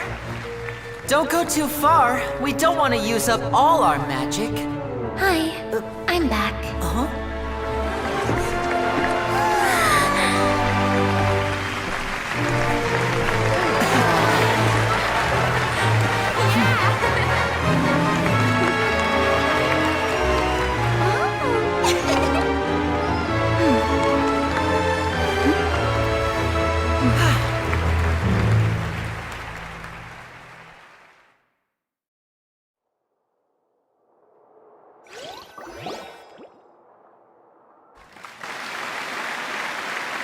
Whoa! What in the world just happened? How did he do that? Paimon didn't see him do anything! Wasn't Lynette inside the water tank? How did she disappear and then reappear out of nowhere? If we could see easily through his tricks, then that would mean that his skills are still lacking. To appreciate magic, you should focus on the show happening on stage, rather than getting caught up in trying to see that which has been intentionally hidden. Guess you're right. Paimon couldn't believe her eyes when Lynette reappeared. Amazing! Thank you everyone. I'm glad you enjoyed that performance. But our magical journey has only just begun. I've prepared even more astonishing surprises for everyone here. The magic of transformation and disappearance can go far beyond what you've just seen. I'm sure many of you are thinking that escaping the water tank was impressive enough, but Lynette is still my assistant after all. In which case, I have ample time to make all necessary preparations. So, for my next trick, I will require the participation of one lucky audience member. Please, if my assistants could bring out the magical boxes now. There are 2 boxes and only 2 boxes. One is here and one is there in the aisle among the audience. I'm sure many of our clever audience members have already guessed our next magic trick. A swap! Our lucky audience member and I will each enter a magic box. After 1 minute, we will each emerge from the opposite box. Now please, everyone pay very close attention to the box you see here. Don't give me any chance to make a move. Wow! How's he gonna do this? Hey, do you think this is all magic tricks, or does Lenny have actual superpowers? The lucky audience member will be generated by this random number selector. It selects numbers entirely at random. Even I don't know who will be chosen to participate. Now then, let's begin. Let me see. Oh, row 7, seat 3. Congratulations! You now have the chance to experience magic firsthand for an entire minute. Please, come forward. My assistant will take you beside the magic box. I'm sorry, it might be a little cramped inside, but no need to feel nervous. We've carefully arranged everything for you to be as comfortable as possible. You don't need to do anything, but no matter what strange things may happen, don't come out of the box. If the magic is interrupted, Who knows where you might end up? You might even find yourself in the Fortress of Meropide. Oh, okay. All right. Before I enter the magic box, there is one more thing I need to ask the audience to do. Could you all give me a countdown? Like this. 60, 59, 58.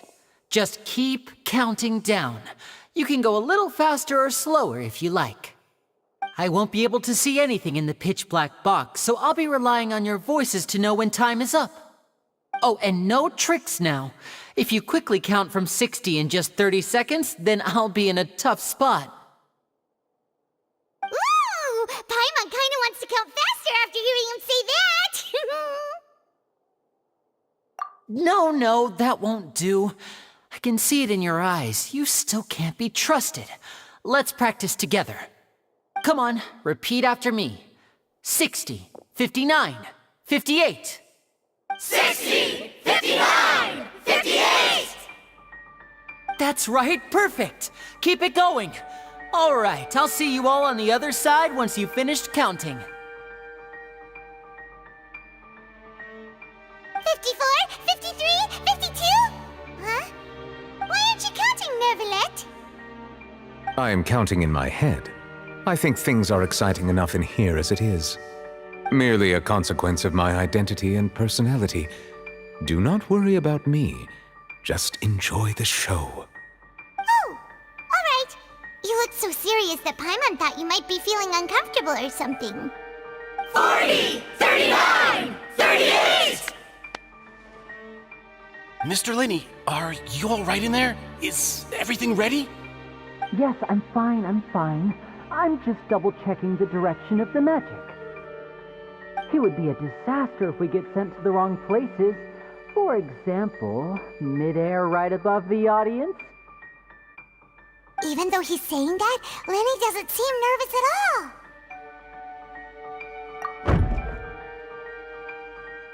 Ah, what was that noise? Did you hear it too? Not sure. Anyway, it doesn't seem like anyone's worried about it. 25, 24, 23! What's wrong, Mr. Linney? I can still hear you moving in there. I seem to have accidentally knocked over a decoration. I'm trying to fix it, but it's pitch black in here. I can't tell left from right. Never mind the decorations. There's no time for that. The show is what's important. No, that's unacceptable. I want my show to be perfect. Don't worry, we still have 20 seconds. Hear them counting? 19, 18, 17! It seems things aren't quite going as planned. I apologize, everyone. It feels like you're all starting to count faster, but that's all right. I know it can be tiring to do such a long countdown. 10 seconds and change is still plenty of time. 10! Almost there now. Whew. Swapping two people is harder work than you might think. Even a master magician like me can't guarantee I'll get it right the first time. Hey, wait! Is this the back one? I can't tell. They both look the same inside. Huh? No, that's not it. I'll try again. 7! Hey, slow down! Honestly! 5! 4! 3! Whoops! That doesn't count! 0!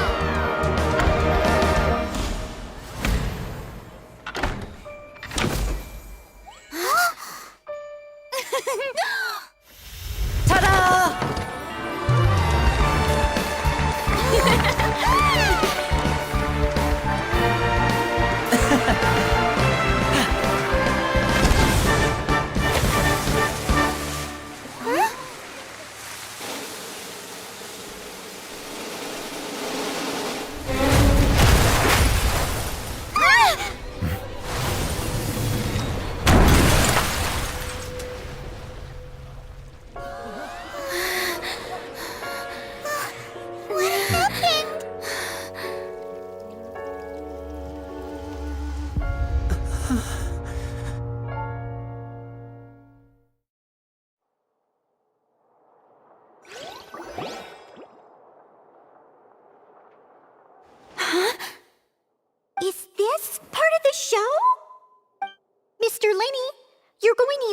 magic to fix the stage now, right? What happened? Oh no. Maybe this isn't part of the show. The girl was still in that box, right? This performance is over. Medical staff with me. Guards, secure the scene and detain all the performers. Seal the exits. No one is allowed in or out at this time. Yes, that's right. If this was just an accident, then we must investigate the cause. But if this was all part of some scheme, then those accountable will not escape the judgment of the God of Justice! No need to be alarmed, you two. We'll get to the bottom of this soon enough.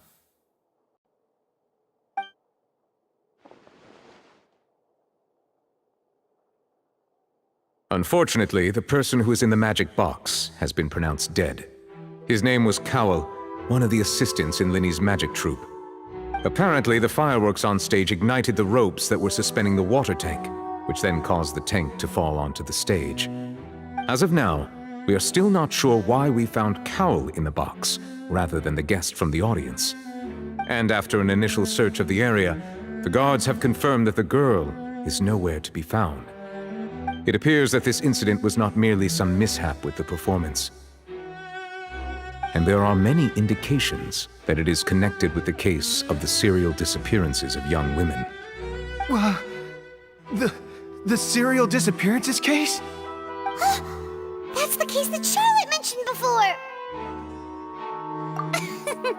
I know the truth. I can see through the whole thing. Really, using such a shallow and obvious mystery as his finale, did he really underestimate us that badly? I say that our powerful magician, Mr. Linny, is now the prime suspect for the serial disappearances case. Huh? Why me? This whole thing was an accident. No, this all occurred during your magic show, did it not? The missing girl disappeared after being chosen, did she not? The deceased is one of your assistants, is he not? Now that I think about it, that whole speech about magicians making things disappear was nothing more than a provocation, a bald-faced challenge. That can't be right! How can Linny do this? He was in the box on the stage the entire time! We can even hear his voice! Besides, before the show, he told us that he would like to catch the criminal behind the disappearances! He couldn't possibly mean catching himself! Save discussion for a later time, please. Lady Farina, may I assume that your comments just now constitute an accusation against Mr. Linny and his associates, and that you are pressing charges? Huh? I just think that I think it might be a little early to talk about formally pressing charges. But what Lady Farina said just now makes perfect sense. Looks like she's gonna personally deliver justice. A kidnapping and murder carried out under the cover of a magic show. Lady Farina said it all. I mean, of course, my dear people. But what excites me even more than the obvious truth before our eyes is the opponent I'll be facing. That's right. I mean you, Traveler. You'll support Linny, won't you? After all, he was the one who helped you the first time we met.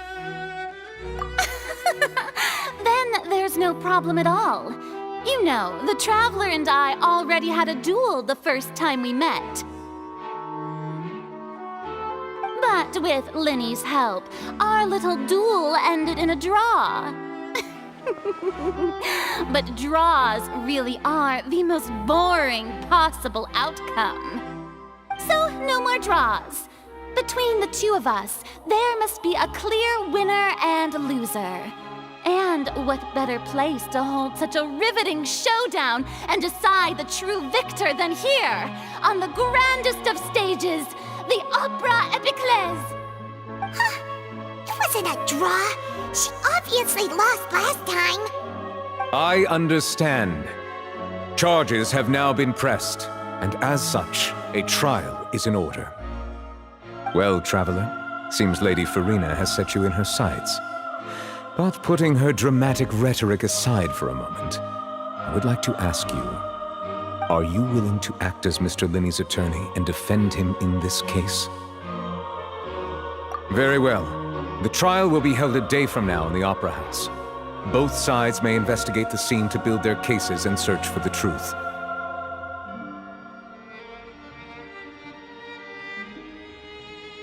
Linney and his troupe are all potential suspects and shall remain within the Opera House. The audience may begin to leave in an orderly fashion once they have been cleared by the guards. A day isn't that long. Let's see what kind of case this big-shot outlander can build in such a short amount of time. I'm really quite looking forward to hearing it.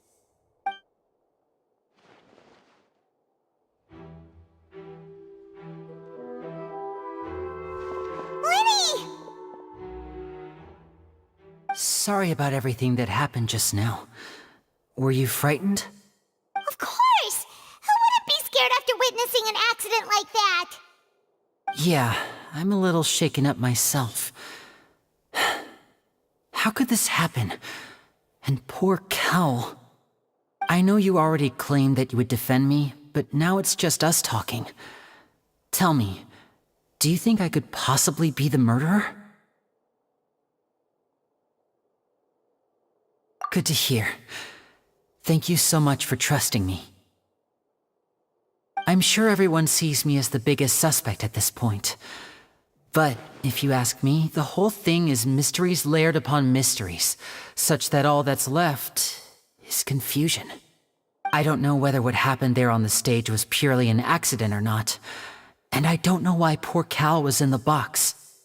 As for how that girl chosen from the audience could suddenly disappear, I'm afraid I don't have any answers either. If someone tampered with my performance, then we need to figure out what they did.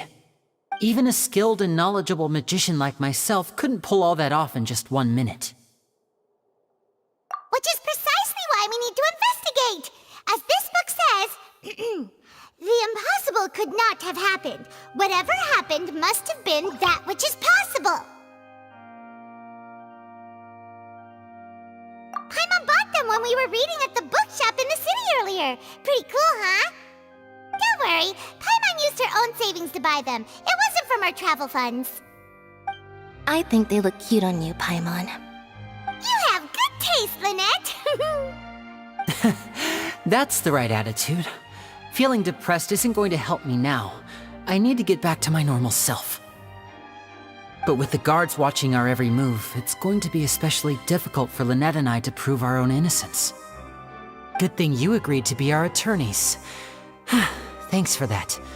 We'll be counting on you. Yes, thank you so much. Yeah, just leave it to us. Oh, since we're going to start investigating, Paimon has a question first. Where did Lynette go during the performance? Well, I'm afraid that would involve some of our essential trade secrets as magicians. The secrets behind our magic are past saving, Linny. I suppose you're right. The truth behind our tricks is going to be important evidence that will be weighted during the trial. 'Tis truly a pity.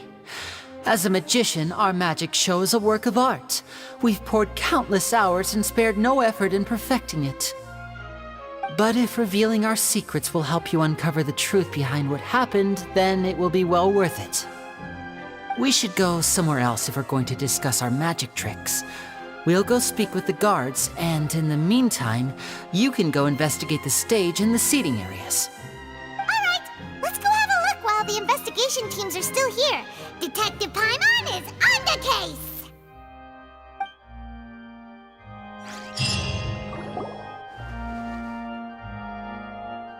Hello, officer. How's the investigation going? I see. You must be the traveler that Lady Farina mentioned. Listen, I'll be perfectly honest with you. I'd avoid getting mixed up in this whirlpool of a mess if I were you. Huh? What do you mean? Come with me and you'll see. The deceased is one of Linny's assistants named Cal. Even though he hadn't joined the troupe long, he was hardworking and everyone generally liked him. The assistants are usually in charge of setting up and inspecting the props, as well as assisting with the show and keeping the crowd engaged. As you probably saw when you were in the audience, the water tank suddenly fell and smashed the box with Cowl inside it. This is the real mystery. We've already searched the scene and were unable to find any traces of the girl. However, if you look carefully, the box was positioned directly under the water tank. The ropes holding the tank were then burned by the pyrotechnics on stage, causing them to snap. All these factors lining up so perfectly makes it hard to see this as a mere accident. If anything, the more logical explanation is that the whole incident was intentionally planned, and Linny is the most likely person to have access to all these areas.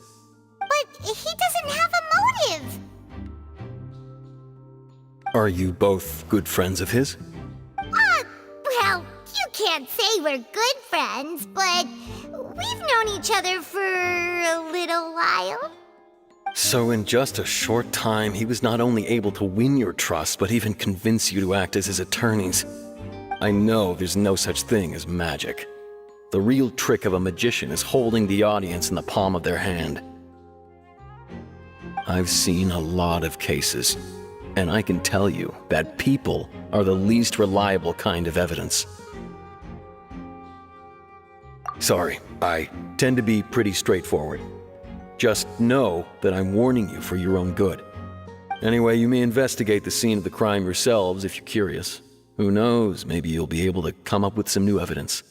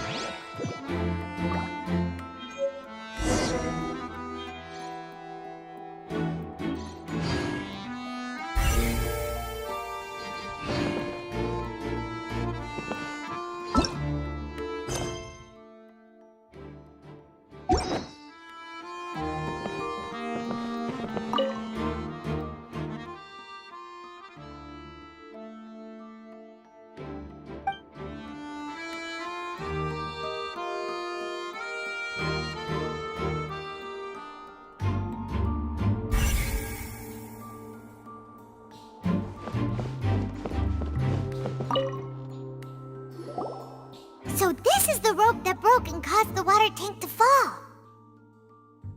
The rope looks pretty durable.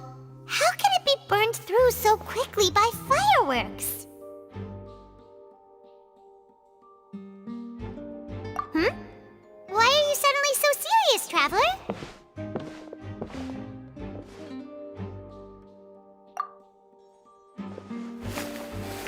Whoa. Look! This bit is made from different material!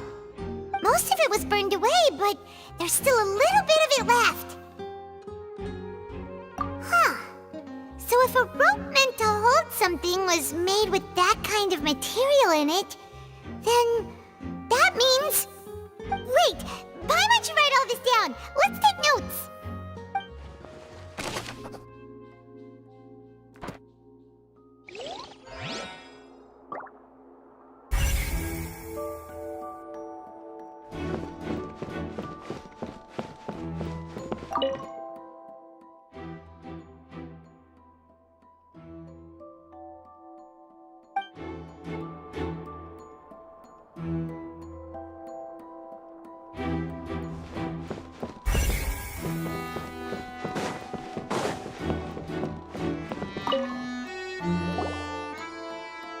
The investigation team has some new findings. Turns out there's an issue with the random number selector after all. See, I told you. What if the machine picked some big guy's seat? You think the murderer would have still made his move then?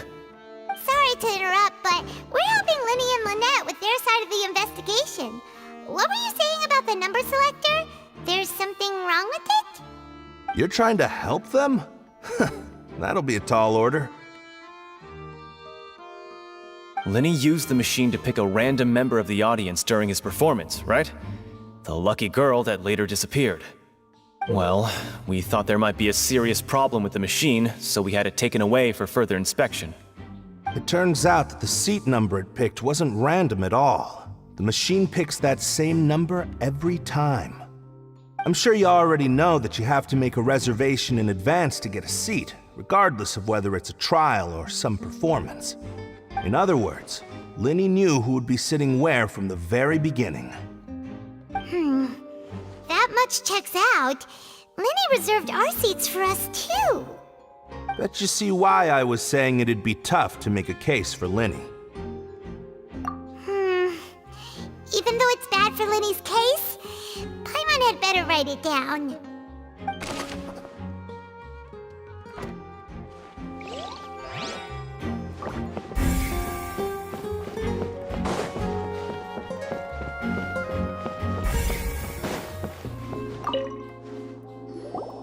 Hello there. What are you investigating?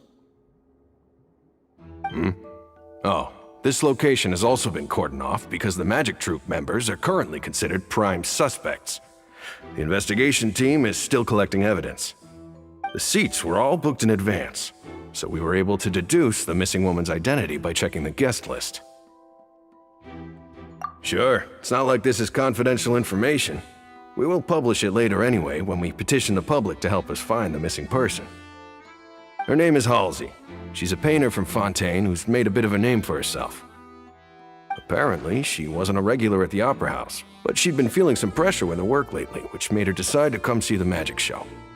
The Magic Troop members all claim not to know her, and we have looked into her social connections. It seems that she has no personal grievances or conflicts of interest with the suspects.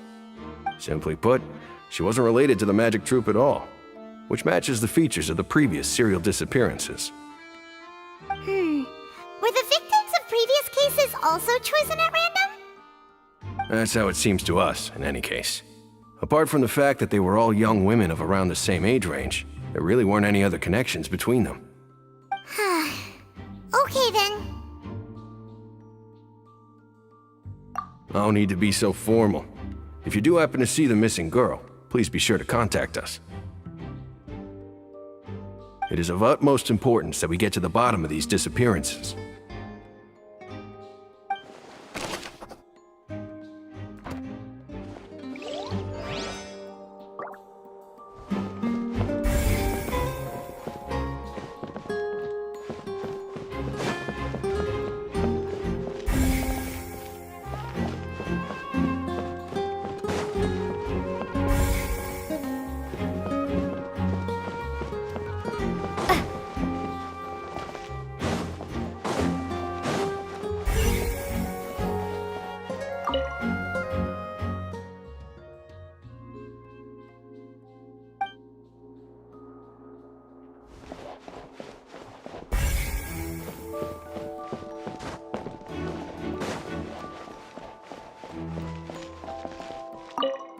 Lenny's still talking to the guards.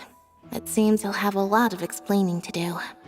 I think someone will be assigned to monitor us later, but that's alright.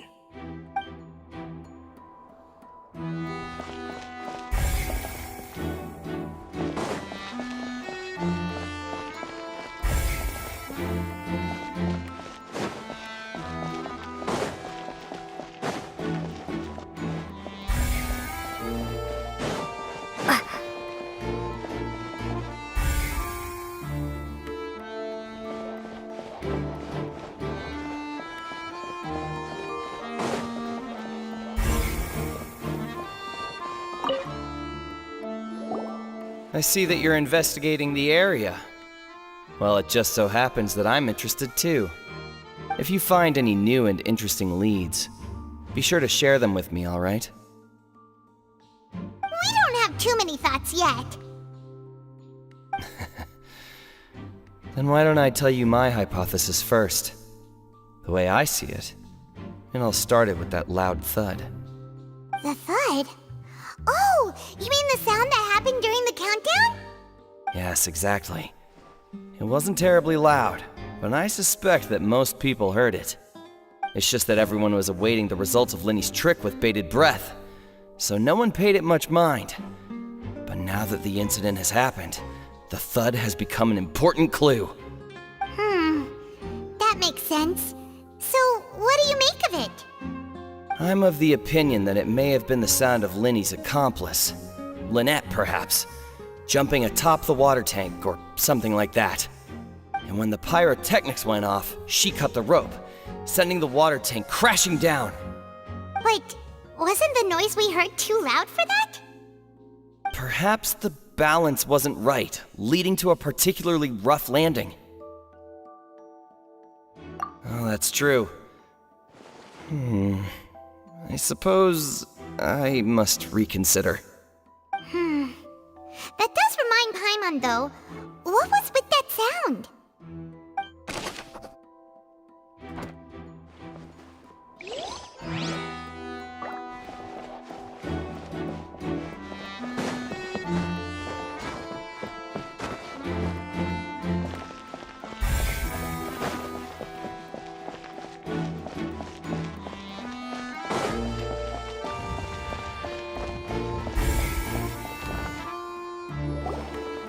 Hey, you!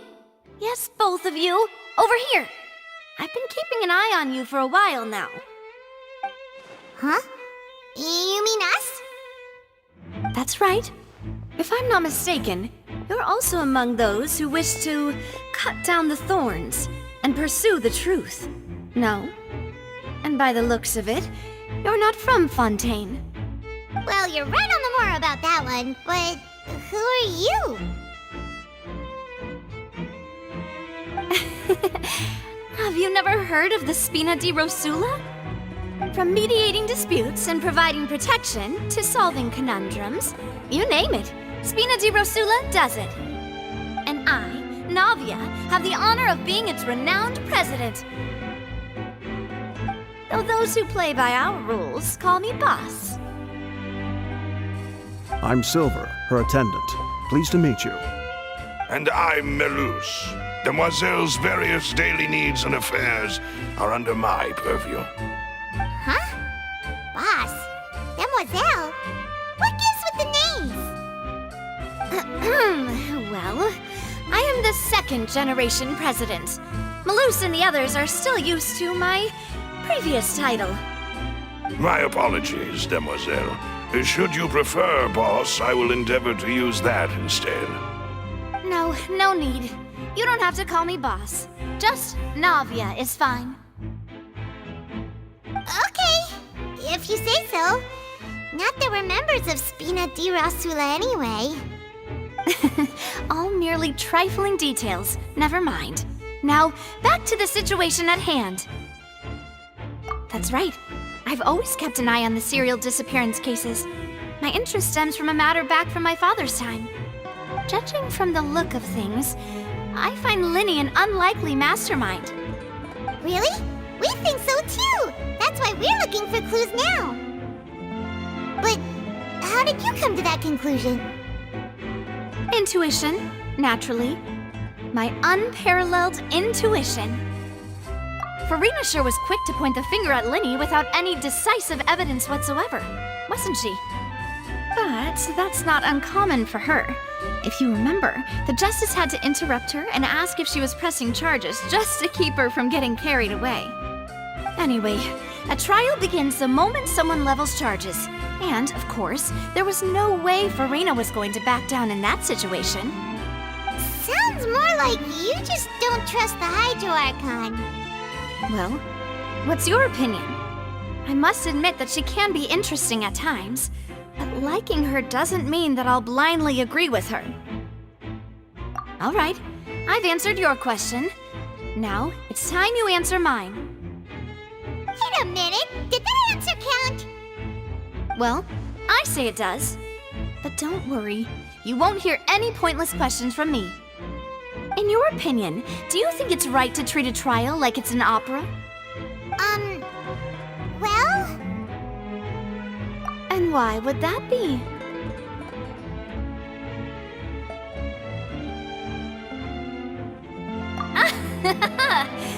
See, Silver and Maloose? I told you they'd be different. Most astute of you, demoiselle. I too think that the Traveler's response was most excellent. No matter how wonderful the script or how fervent the audience's expectations may be, the trials that go on stage here must be based in fact. And if that can be done, boss, then... All right, that's quite enough, Maloose. Anyway, I like your answer. You passed with flying colors.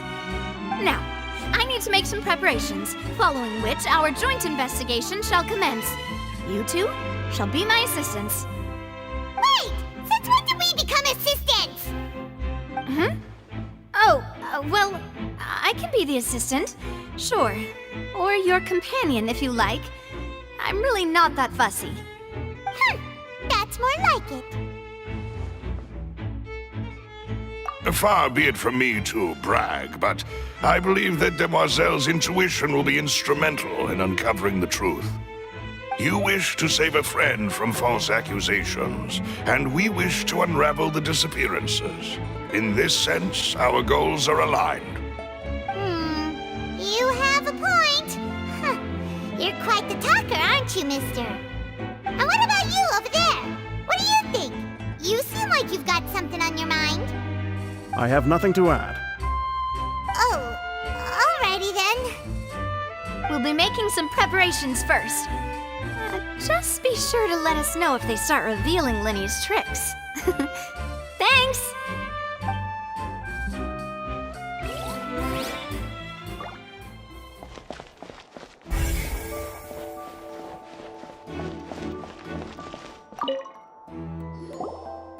Sorry, but no one can freely enter or exit the Opera House at the moment.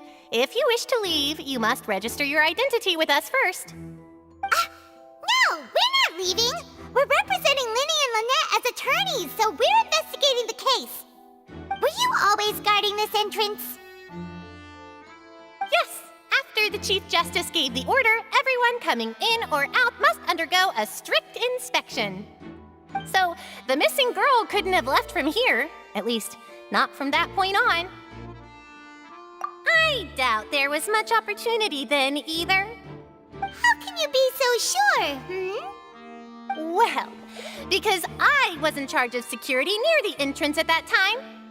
I couldn't see Linny's performance from here, which was quite a shame. Just my luck. But still, I did not abandon my post, and I stayed put no matter how loud the applause was.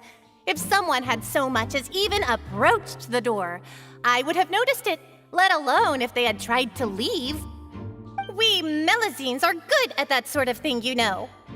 So, it's safe to say the girl couldn't have left through here.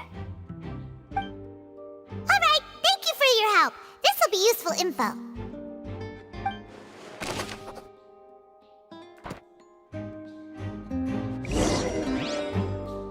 We've checked everything of note here at the performance venue. Paimon wonders how Linny's discussion with the guards is going. Let's go see, shall we? Ooh, things are getting interesting, huh? We're about to see how magic is made.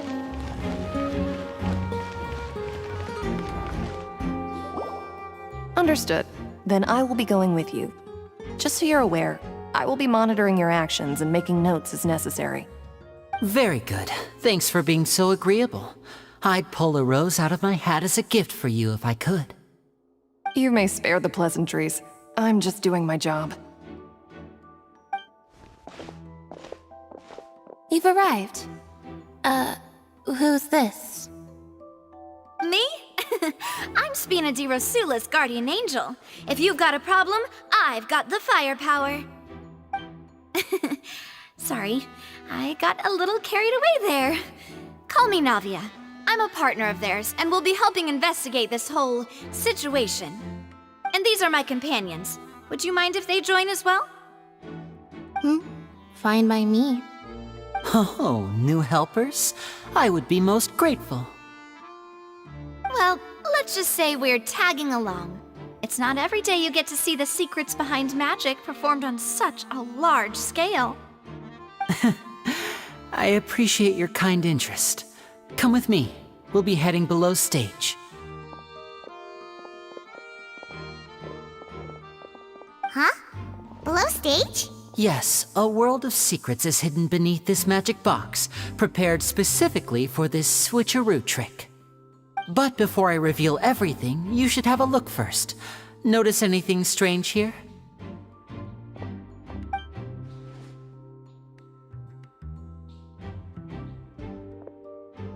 I'm not trying to be dramatic. Remembering the details of a trick will help you understand the methods used to perform it more easily.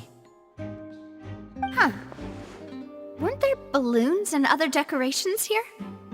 Where did all that go? Ah, good eye. That said, you're still far from discovering the answer. The back? You mean the inside of the door? What's different about it? Paimon didn't notice anything. Very good indeed. I thought you might not be able to catch that, given that you were sitting in the first row. The back of this door was patterned. Those patterns are now gone, replaced by a smooth wooden board. So, if you put 2 and 2 together, what do you get? Exactly. All right, let's go. I'll tell you how it works as we head down.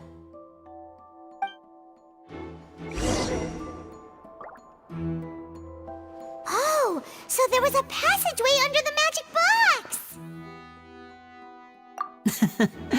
I knew you'd figure out most of it as soon as you saw this place. The 2 magic boxes are positioned right above the 2 entrances of the tunnel. See this flatbed trolley? The box with the lucky audience member in it would be shuttled over to the other side using the trolley. This trolley can raise and lower and even rotate, ensuring that the box will face in the right direction. I see. So that's the purpose of the box inside another box. Precisely.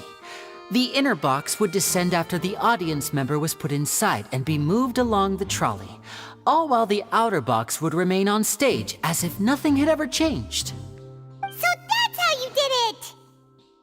Once the box was lowered, the trolley would store some energy through this device here, with which it would complete the rest of the steps.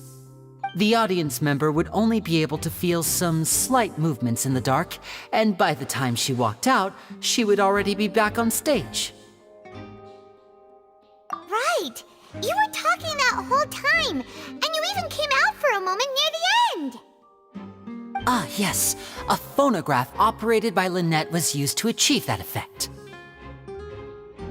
My assistant and I had already scripted our conversation beforehand. When the countdown began, I had already gone to the opposite box via a tunnel using that ladder.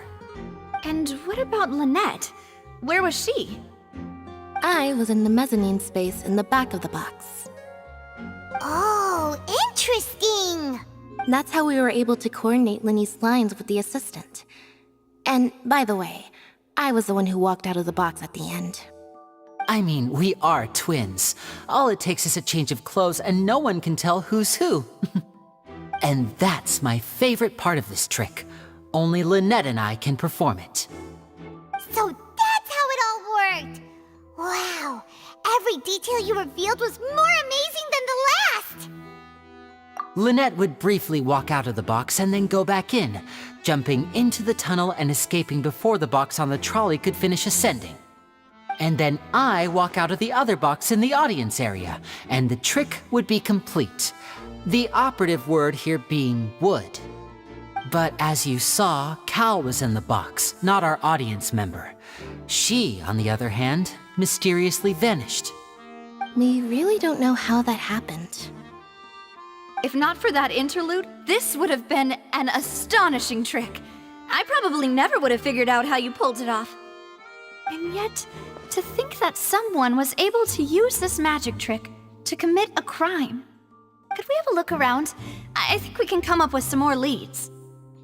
This is the scene of the crime, so Linny and Lynette are not permitted to stay here. I'll escort them back up. Yes, of course. No need to be so strict now. I won't disappear into thin air, you know. Thanks, everyone. We're counting on you.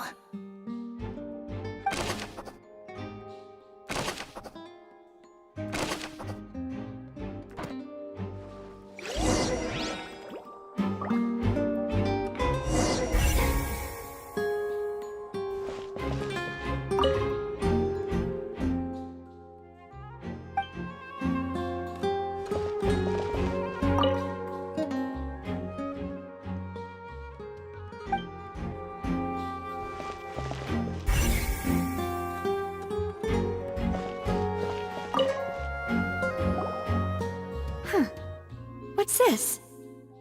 Looks like a hook tied to the end of a rope. Huh? There's all kinds of odds and ends here.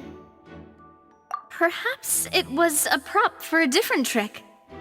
But why would it have been left here? Whatever it is, let's make a note of it first.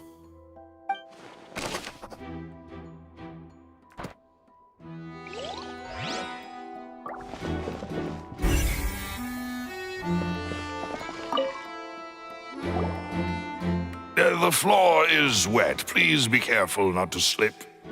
Speaking of which, why would there be water here? Oh, Paimon knows! It's one of those tricks where you pour water into a jug and then flip the jug over only for the water to disappear? And here's a broken vase. Huh. Did the trolley knock it down while moving? That can't be. The trolley moves along tracks from start to finish. It couldn't have hit the vase at this distance. Let's note this down too and think about it later.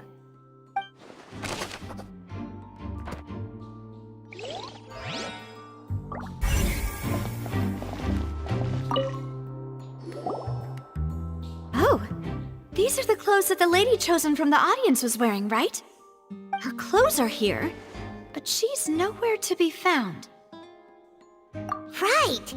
And do you really need to do that if you're kidnapping them? Ugh, this is so confusing. Paimon doesn't want to be a detective anymore.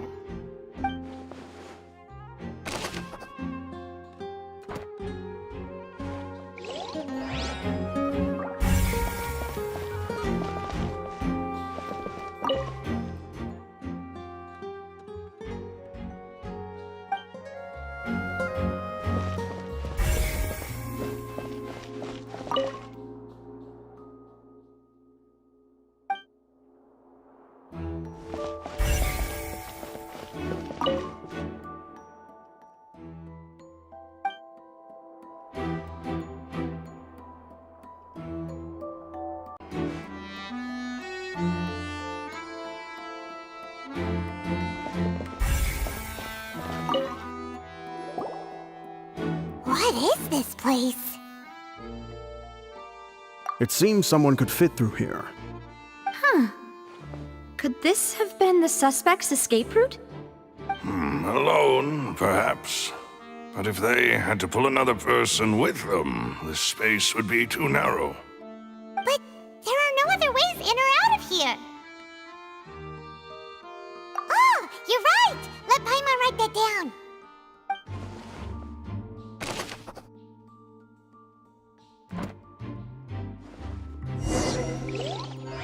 Seems we're just about done investigating down here. Yes. Let's head back up.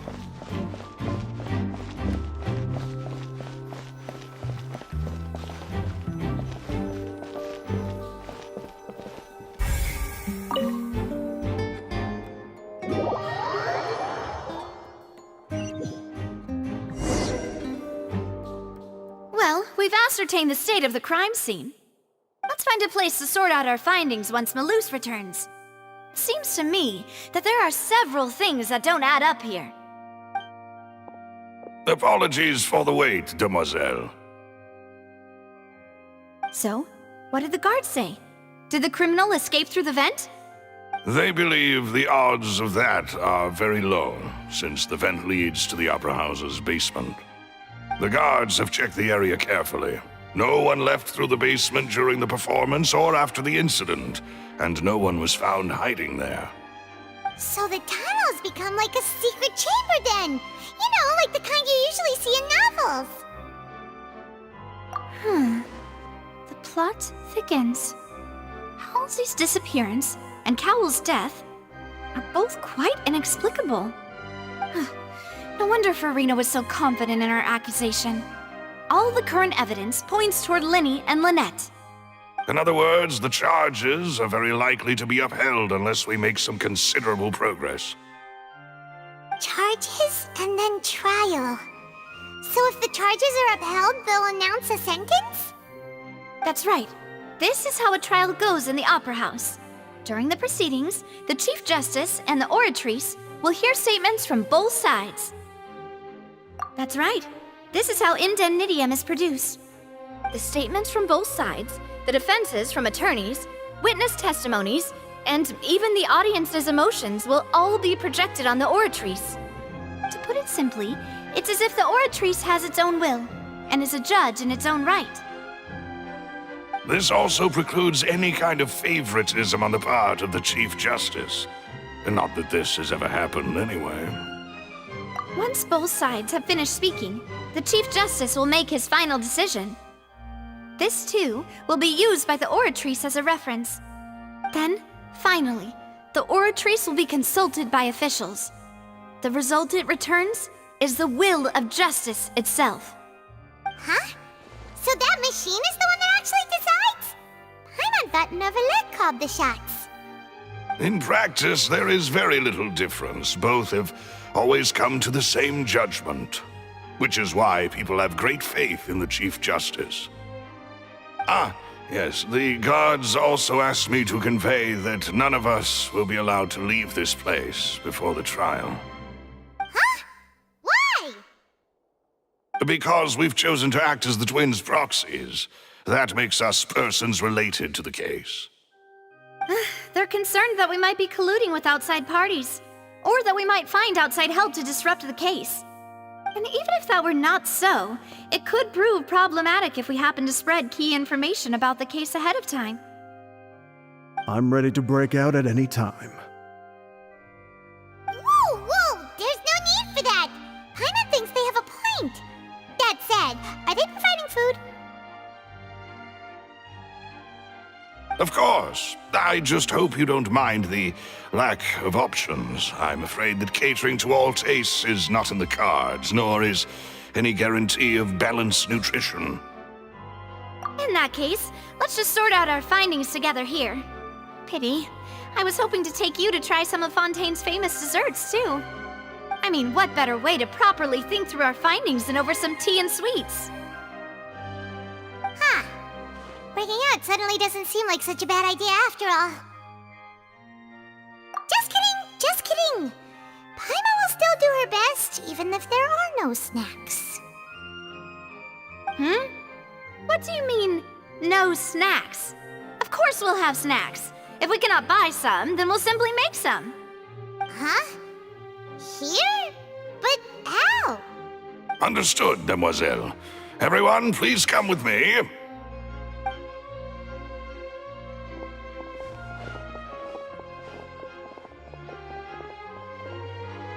Wait, you're carrying a portable stove with you? Yes, I must be prepared to meet the Demoiselle's baking needs whenever the fancy strikes her. I have eggs, sugar, and almonds at the ready. Good work, you two. Then I'll get to it. Please sit tight for a moment. You'll get to taste my awesome snacks soon enough. These three are quite the interesting group.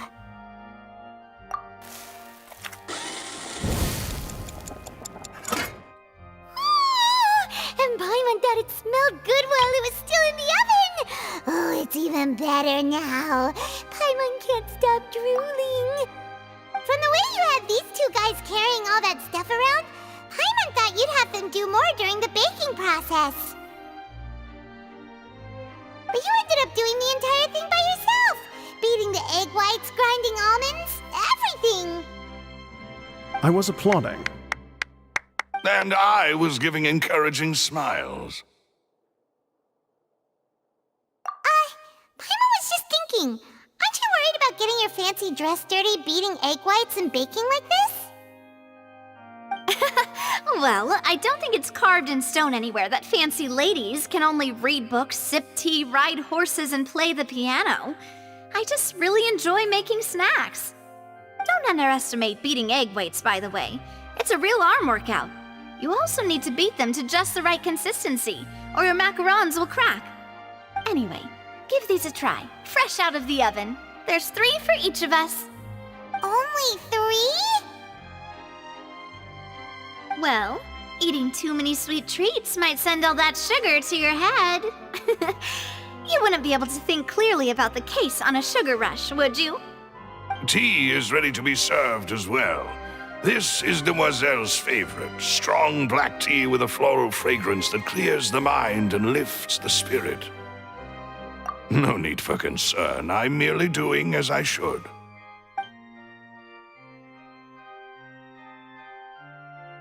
All right then. Down to business. As Paimon mentioned previously, the tunnel seems to be something of a secret chamber. However, we can assume that Linny and Lynette were not alone within it. Some criminal also occupied its sealed confines. The magician twins could have committed the crimes, of course, but they lack any logical motive. Exactly! Why would they do such a thing right when everyone was watching? The flower vase and the thud we heard during the performance could indicate some altercation between Halsey and the criminal in the tunnel, resulting in the shattering of the vase, the discarding of her clothes, and her abduction. Perhaps the criminal thought that since she was chosen from the crowd, she would be too easy to identify if she was still wearing the same clothes. Paimon thinks that makes sense, but the real trouble is... True. None of the clues we found thus far support the existence of this third person. But the only people left to consider are both technically victims, whether it's the missing girl, Halsey, or poor Cowl. Huh. Could Halsey have secretly made modifications to the magic props in order to murder Cowl before making her escape? That's right. And even if she had tampered with the setup, she would need to understand the entire trick to pull it off. Nor does she have any motive. The guard said that she has never had any dealings with the Magic Troop's members. Were we not thorough enough in our search? From the sound of things, this is turning into an impossible case. Your macarons are amazing though, Navia. They smell great! They're nice and crisp and super sweet! They are my specialty after all. And I see you've already had 5 of them. What? 5? Oh, that can't be right. Paimon only counted 3, honest! Please don't worry about it. At my age, a few less sweets might actually be a good thing. No. Being greedy is one thing, but Paimon knows how to count. Besides, Paimon knows that if she ate too many, then others wouldn't have enough. Wait, even you don't believe Paimon? How could you? If Paimon ate those 2 extra macarons, then may they turn into stone in her stomach! All right, we get it. Well, I suppose one of us might have gotten too engrossed in our chat and eaten them by mistake. No big deal. Maloose, set up the stove again, if you would. Huh? What are you doing? Making sure everyone gets 3 macarons, of course. Exactly. We don't want to trouble you. As you wish, demoiselle. And I have the egg, sugar, and almonds. Well, this really is your hobby, huh?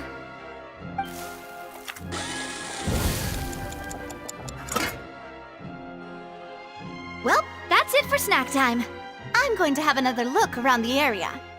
I don't know what we're looking for yet, but we've still got some time.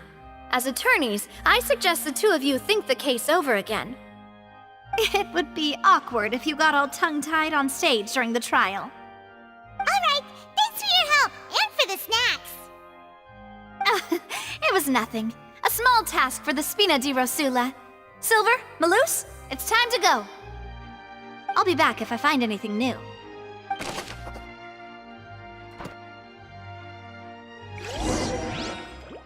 Alright, it's time to put our heads together. We've got to get our defense ready for the trial. Oh, it's probably gonna be a long and difficult case. There's no point in worrying about that now. We just need to prepare. Here, take Paimon's notes. They should help you review the situation.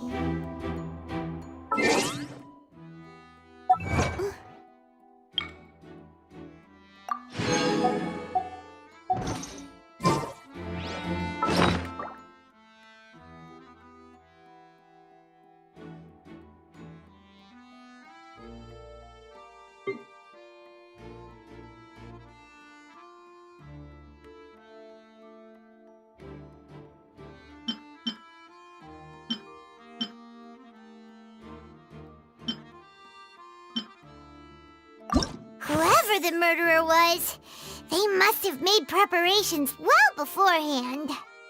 Whoever the murderer, this rope was obviously tampered with. People needed to register and reserve a seat for the show. That, combined with this number selector, could allow you to pick a young lady instead of some old fogey. This is probably a prop, too. Oh, looks like it could hook onto a lot of things. Like the Traveler's fishing rod! This flower vase is probably a prop for the show. But it also could have been used in the crime. Paimon doesn't get this at all. You think about it for a bit, Traveler. Why would it be him? How strange. Gosh, no wonder the serial disappearances never got solved. We all heard that noise, didn't we? The performance would not have been visible from where the doors were guarded. If Paimon were on duty, she would have snuck back into the audience seating. Well, there was no chance Paimon could have seen that the box had 2 layers. And that's why only the 2 of them can perform this trick. There was no third person. And Paimon didn't eat more than 3 macarons either. Digging a tunnel just for a magic trick? Whew, that must have been a lot of work. That size wouldn't have been a problem for Paimon.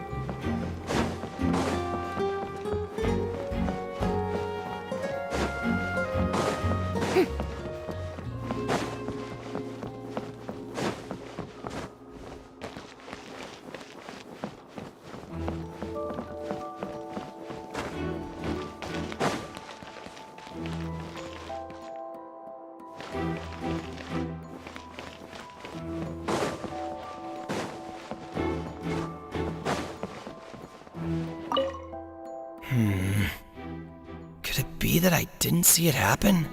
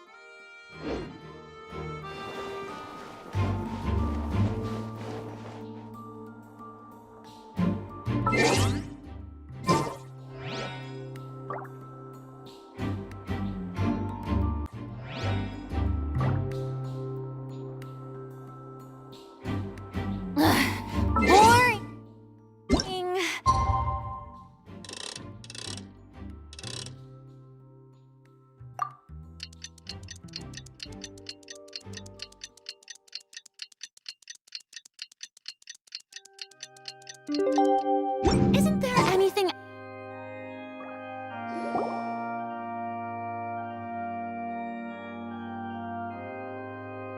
What do we do? The whole situation is so confusing. Good plan. Impossible things don't just happen. We'll get to the truth one way or another. Just relax. Even if everyone else suspects Lenny and Lynette, at least we will be supporting them from the stands. Besides, I doubt Farina understands any more about what happened than we do. Thanks, Navia. Well, we'll be going then. Best of luck to you.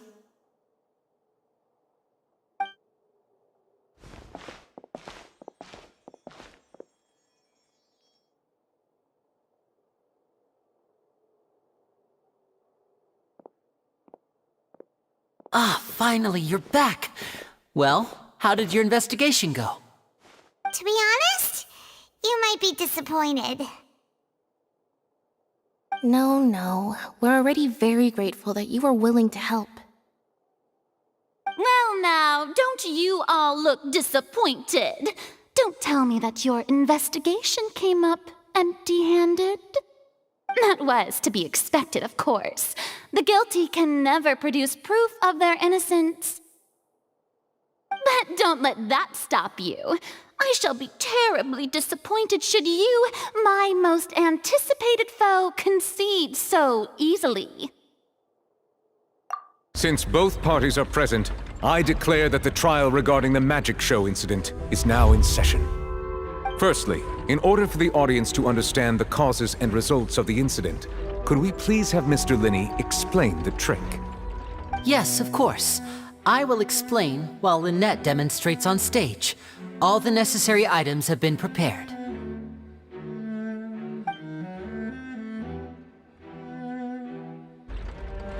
Thank you, Mr. Linney. In that case, I take your statement to be that you ran to and remained hidden within the magic box in the audience stands once the trick began, and thus could not have committed the crime. Is this correct? Yes, that's correct, Your Honor. In that case, I call upon the prosecution. Lady Farina, do you wish to refute his statement in any way? Why, of course I do. Allow me to take the first shot and break this case wide open. Mr. Linney is clearly lying. There is no way you could have been in the box the whole time if you were to abduct Halsey and murder Cowell. In fact, I'd say you were hardly in that tunnel at all. That is simply your hypothesis based on the presumption that I'm guilty. Oh, is that so? And if I may ask, what did you hear while you were inside your box? The roaring countdown of the crowd, of course. That's how I kept track of the time and built anticipation for the finale. And you didn't hear anything else at all? Nothing that might leave an impression of any kind? No, nothing. I see. But when the count reached 30 seconds or so, there was a thud. One so loud that I believe practically everyone heard it. Huh? Hey, hang on. Something's not right here.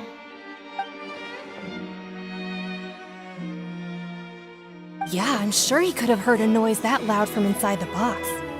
I was right by the box and I definitely heard the thud. Look at those scales. Could those mean... Well then, ladies and gentlemen, allow me to use the words of the magician himself. You never know what can happen in the blink of an eye. Indeed, it seems his alibi can also collapse in the blink of an eye. Of course, I have armed myself to do far more than smash your alibi. Confidence cannot go unfounded, and my foundations are rock solid. Tell me, aren't you and Lynette actually from the House of the Hearth? The House of the Hearth?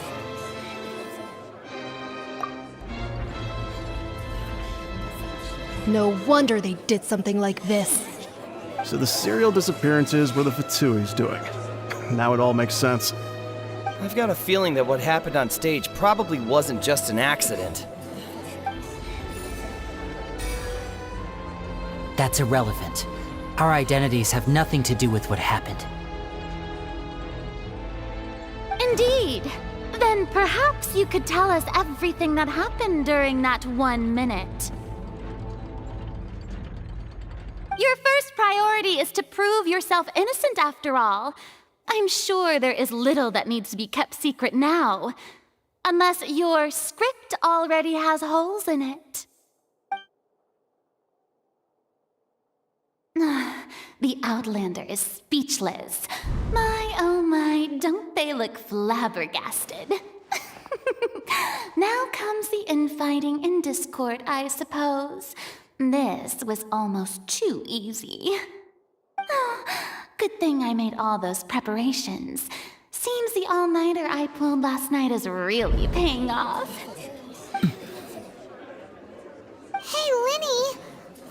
tell us this before?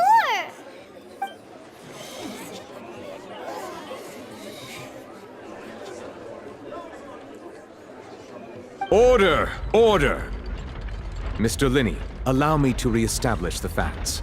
Lady Farina has raised 2 points. First, when the thud was heard in the Opera House, you were neither in the box nor the tunnel. Second, you and Ms. Lynette are both members of the House of the Hearth. Are these claims true?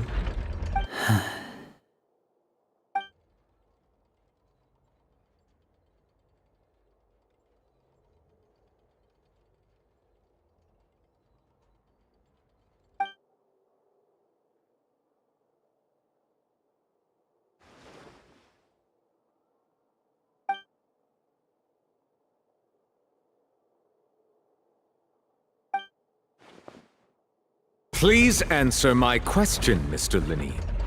I'm sorry. Yes, they're true, Your Honor.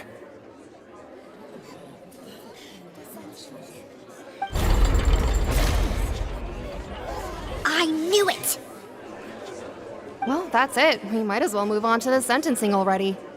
What should we do now? Granted. In that case, what is your request? Is that really necessary? They're already as good as guilty. The defendant deceived their own attorneys. What is there left to discuss? Order! Order, I say! Your request is reasonable, and we shall adjourn. This trial will reconvene in 1 hour. So you would stick to Mr. Linney's defense even after knowing what you do now? You certainly have more professionalism than I thought. In that case, my dear audience, let's allow the joy of victory to steep for a little while longer.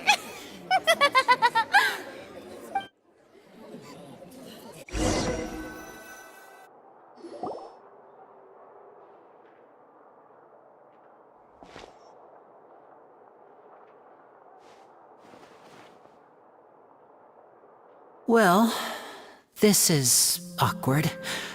I didn't think the Hydro Archon would dig all that up. I'm sorry, Traveler and Paimon. Yeah, sorry.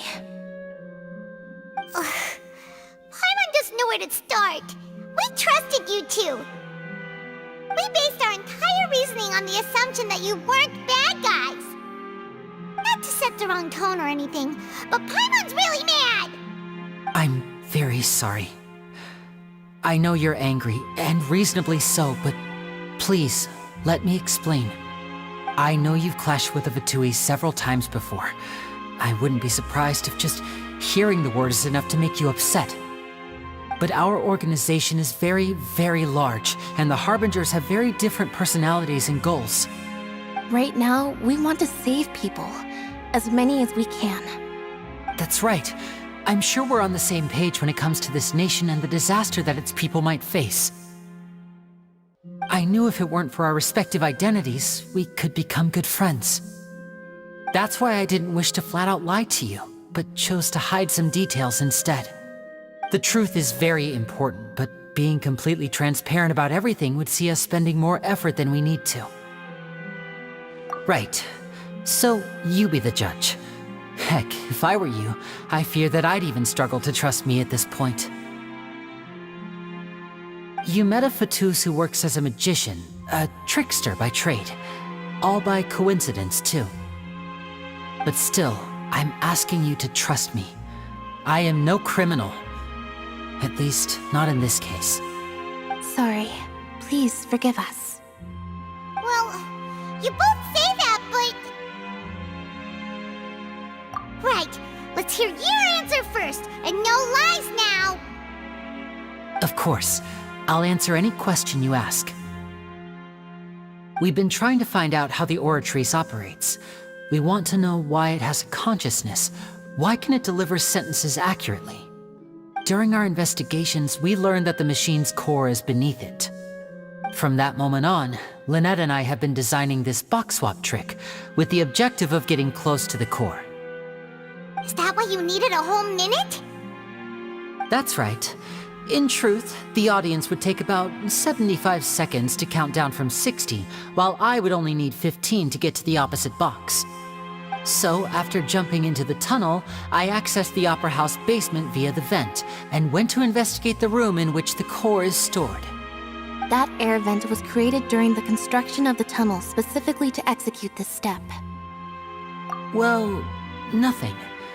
As soon as I reached that room and was about to investigate, I heard someone's voice. Which should have been impossible, of course. I was quite certain that I was the only one in the room. That voice seemed to recognize me and tried to speak to me. I chose to err on the side of caution and retreated the way I came. On the way back, I saw the broken vase and the clothes on the ground, but the countdown was almost finished, so there wasn't time to give it any thought. After that, the homicide occurred just as you saw. Well, that explains why you didn't hear the thud. Because of that prophecy I told you about, of course. We must know all we can about this nation's secrets in order to deal with that prophesized crisis. That's the only way we can save everyone. So, there you have it. The whole truth. I swear, I didn't hide anything from you this time. It was never my wish to proceed under this cloud of mistrust either. But like I said earlier, you can be the judge. If you want to leave because you don't trust the Fatui, there's nothing I can do to stop you. Well, Traveler, you decide. Paimon will follow your lead however you choose.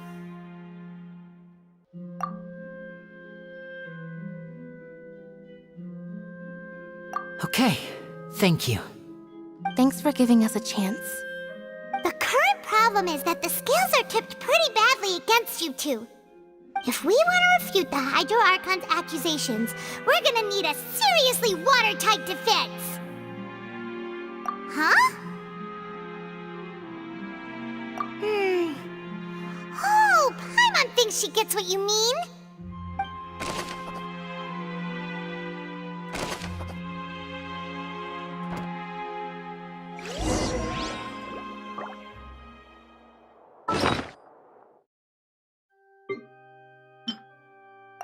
Whoever the murderer was, why would it be him?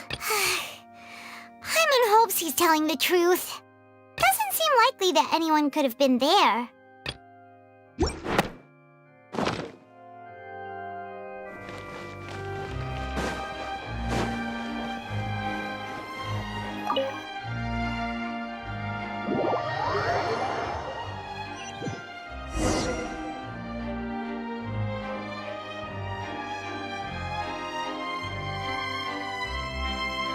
Both parties have returned to their positions.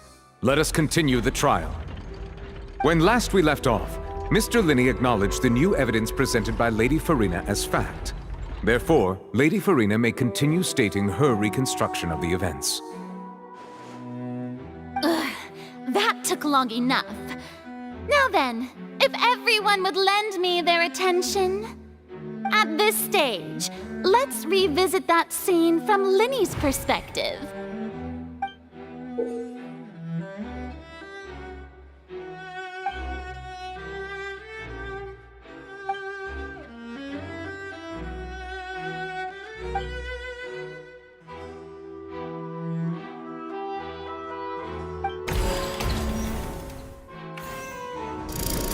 Countdown began, he entered the tunnel.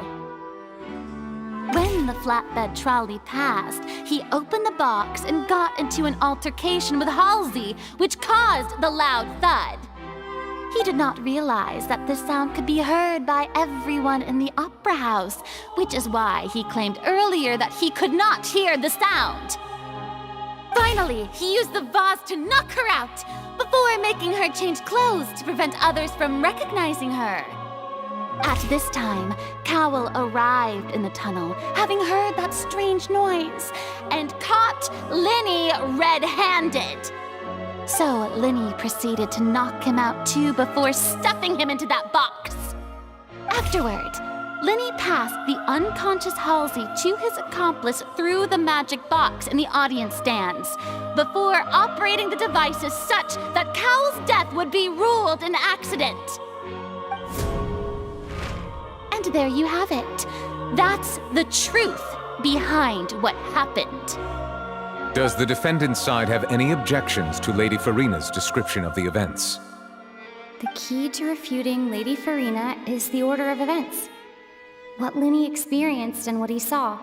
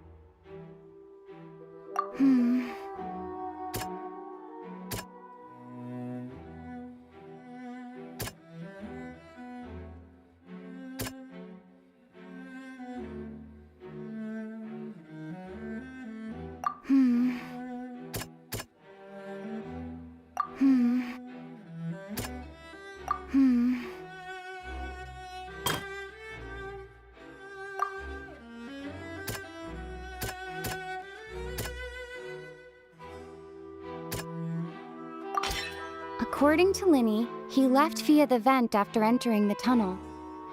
He couldn't have had that altercation with Halsey.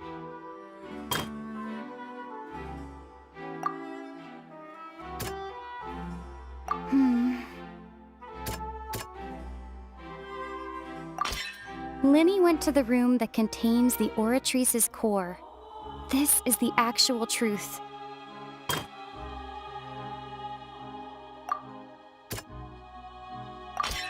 Linny did not take part in the underground altercation. He only witnessed traces of the aftermath. Attention!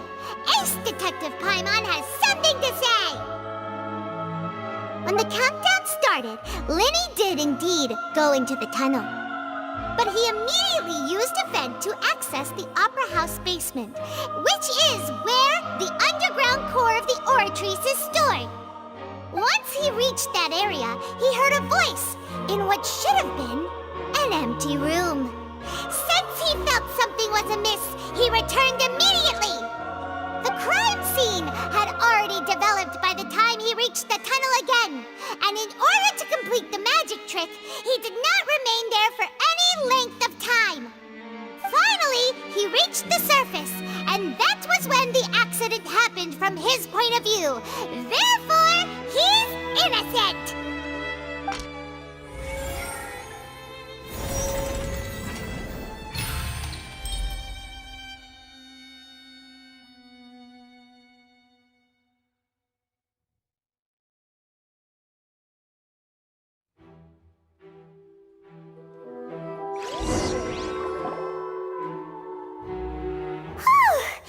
Paimon did it! Paimon actually managed to say all that! Oh, wasn't it awesome? In other words, you believe that he knew nothing of the incident? That's right! My reasoning? If that's the case, then if Cowell hadn't entered the tunnel, who was the entire setup meant to kill? Assuming that what you say is true, Linny only needed to kidnap the young girl to cause a new disappearance case. What would the point of killing someone on stage be? Oh, they have a point. That's right, you tell him! And that's why they're partners of mine. They've managed to turn things around. Oh, well, your denial is very strident, I'll give you that. But what proof do you have to back your claims? Of course I do. If he had been in the magic box the whole time, how could he have not heard that sound? Why do you ask? You're saying that he wasn't?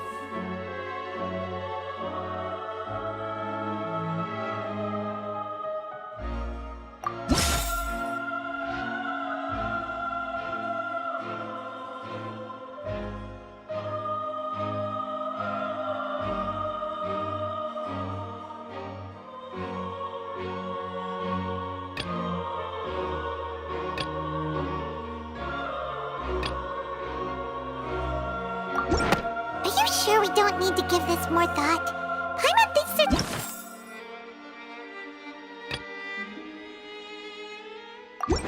Are you sure we don't need to give this more thought?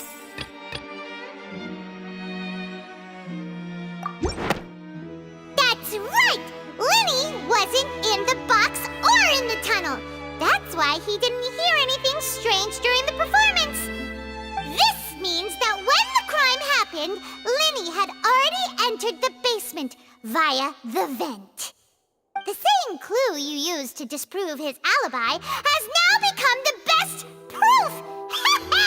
How do you like that? Well played. To think you'd use such logic.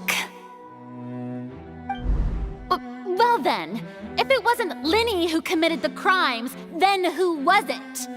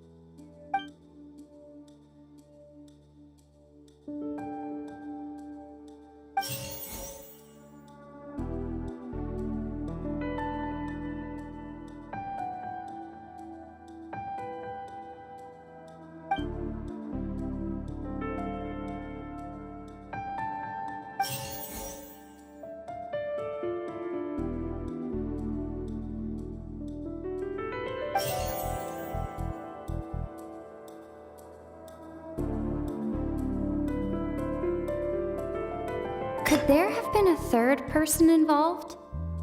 Is that really a possibility?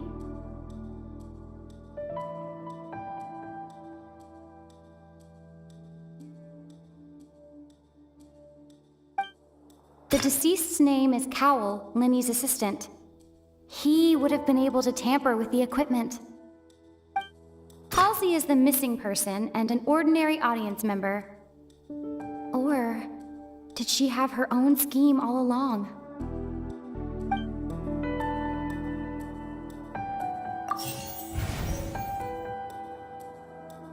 The deceased's name is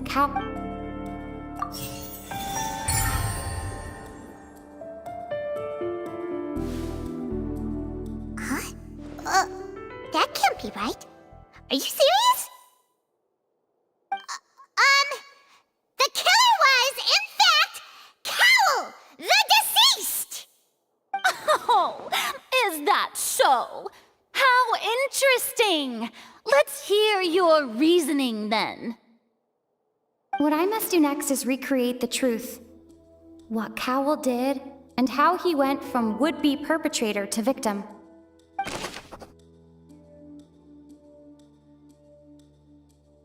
No one entered or left the Opera House through its entrances.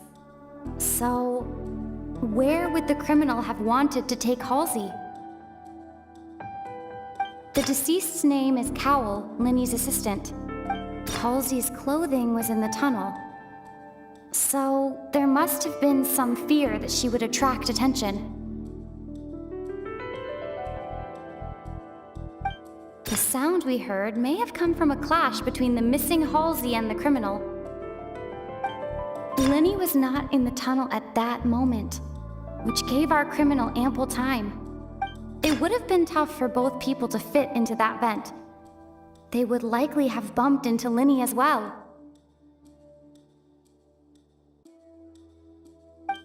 Linny was not in the tunnel at that moment, which gave our criminal ample time.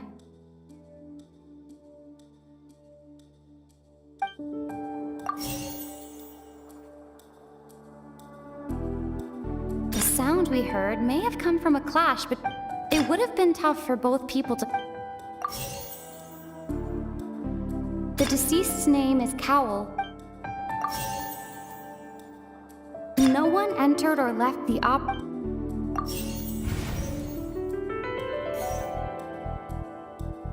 No one entered or left the Opera House. Halsey's clothing was in the tunnel. The sound we heard may have come from a clash between them. It would have been tough for both people to fit.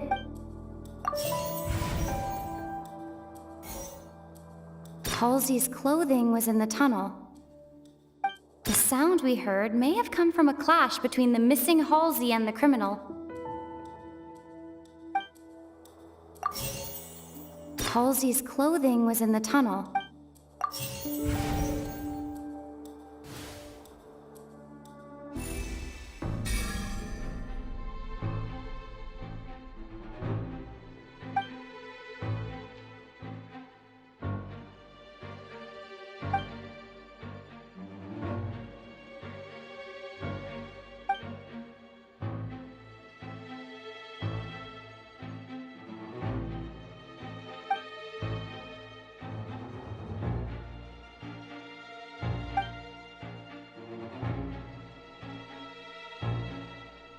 What's wrong, Traveler? Are you still having trouble figuring things out? I see how it is. So this was all just a bluff. And here I thought you had something to show for it. But it seems you're still far from the truth. Look, since we're at a dead end, why not consider a different track? Just like the trick as it transpired, the end result must have been utterly different from the magician's initial design. If only we knew how Halsey disappeared. Well, that would be nice, but the tunnel only has 3 exits, and none of them seem very likely. And it's not like this is a magic trick where you can just make a real live person disappear. You know, like you did from that water tank, Lynette.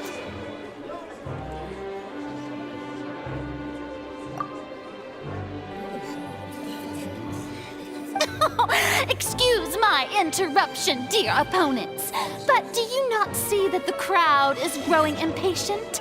There is no greater sin in this opera house than an awkward delay in the performance.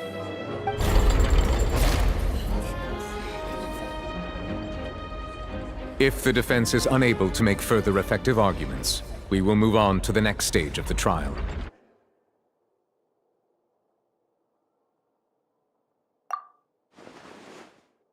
Lenny was not in the tunnel at that moment, which gave our criminal ample time.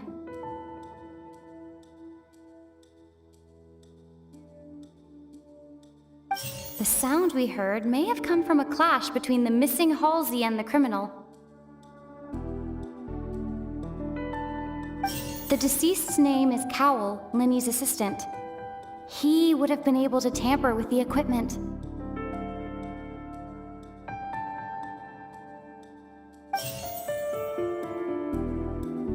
No one entered or left the opera house through its entrances. So, Halsey's clothing was in the tunnel. So, there must have been some fear that she would attract attention.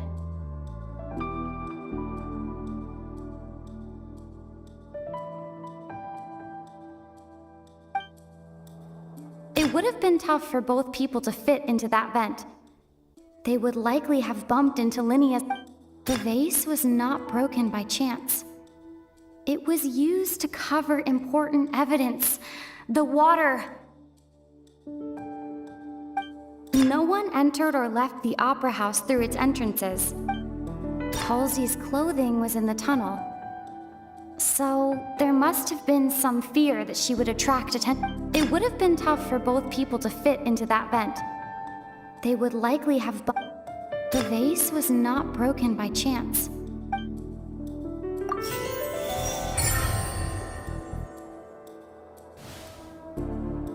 Oh! Paimon gets it! It all comes together if Halsey disappeared instead of being kidnapped! Lynette escaped from the water tank, vanishing gradually and leaving only clothes behind.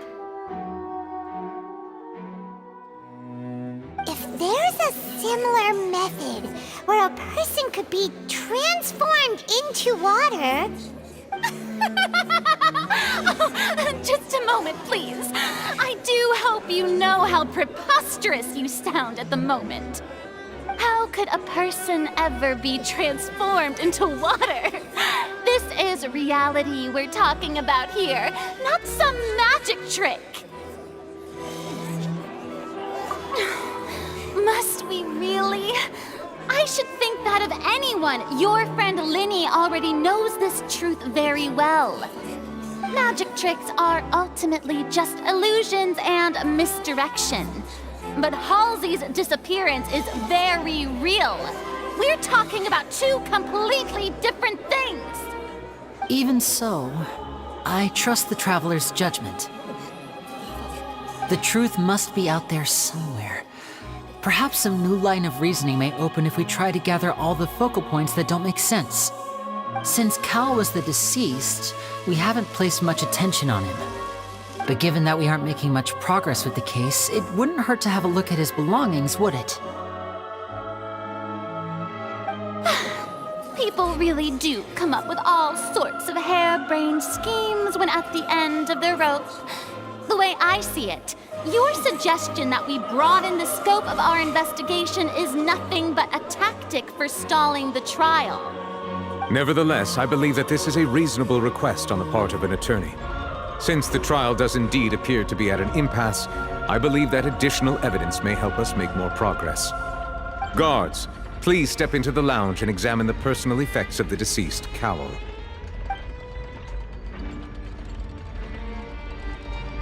We are still examining the items, but we have already made critical progress that we feel must be shared with everyone post-haste. We discovered several test tubes of fluid within Cowell's baggage, each labeled separately. The notebook in his backpack claims that these fluids are water from the primordial sea. The primordial sea? The note's contents also indicate that Cowell belonged to an organization that sells illegal drugs and that he had an accomplice. The notebook has many entries concerning safe usage of these fluids, in which the keyword dissolve appears many times. One of these tubes was labeled Opera Epiclese, along with yesterday's date. It is empty. The notes also state that these dissolution properties work exclusively on people from Fontaine. It's likely that Halsey was chosen as some sort of test subject. As such, we believe that the defense's hypothesis is, in fact, supported by sufficient evidence. You've got to be kidding! People dissolving into water? Could something so ridiculous actually be true? Wait a moment. This reminds me of a certain prophecy, but it's just a coincidence, isn't it? Huh. If people can become water, does that mean that the water tank's real use was as a means to hide water stains? And if Cowell was targeting that girl... Wait just a minute. Could that mean... You two, with me, quick! Demoiselle, wait! What about your partners? Let's go. Just trust me. Order! Order! It is undeniable that further examination of the deceased's personal effects has yielded some surprising results, but we cannot yet verify the veracity of these clues. Still, let us assume that these clues are indeed authentic, albeit with the understanding that Ms. Halsey has yet to be found. Guards, please continue examining the items along these lines. Mr. Linney, it appears your hypothesis is supported by the evidence, so please continue speaking.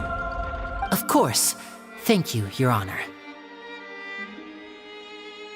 If we uphold this hypothesis, I believe that many of this case's seemingly unrelated clues can be connected together.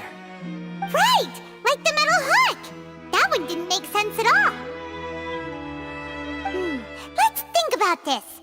Cowell's methods must have something to do with that water from the primordial sea.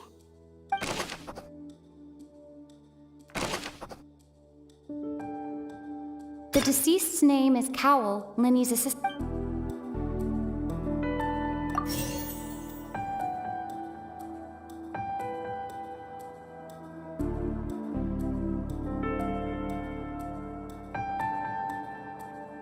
Lynette was in the magic box on stage the entire time. Did she... I remember there was something else within the inner layer of that. The water from the primordial sea should already have been prepped before Halsey entered the magic box. The rope that strung the water tank up was lit by the fireworks and cut. As such, the focus here is on the water and not the tank.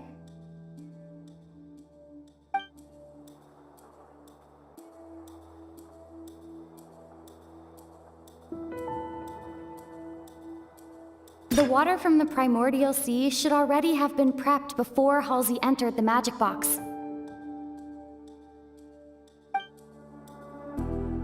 Now it seems like the hook rope was not meant for another magic trick, but was instead some form of triggering mechanism.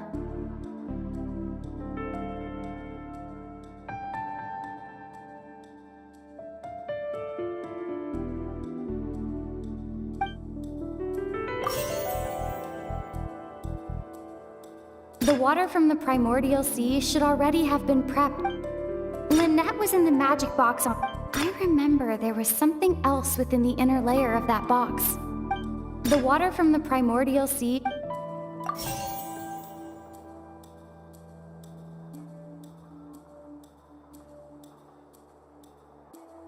I remember there was something else within the inner layer of that box.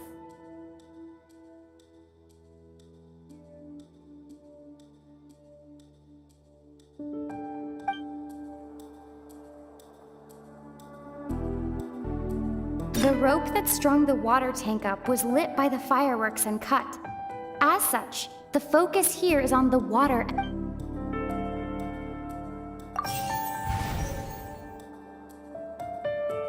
I remember there was something else within the inner layer of that box.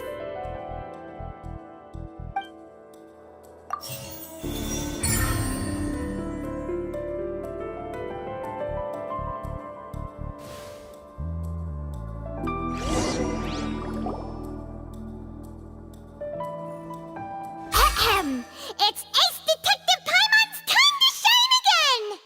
In the original plan, Cowl would tamper with the water tank rope and the number selector securing his target.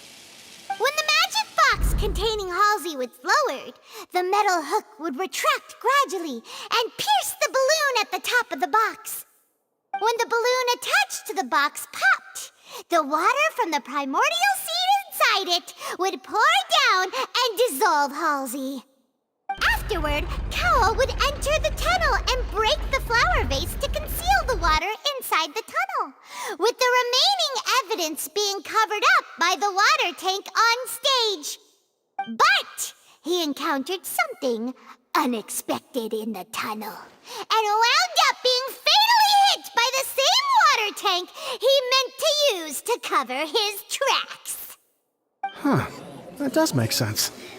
That actually links together a lot of the more confusing pieces of evidence.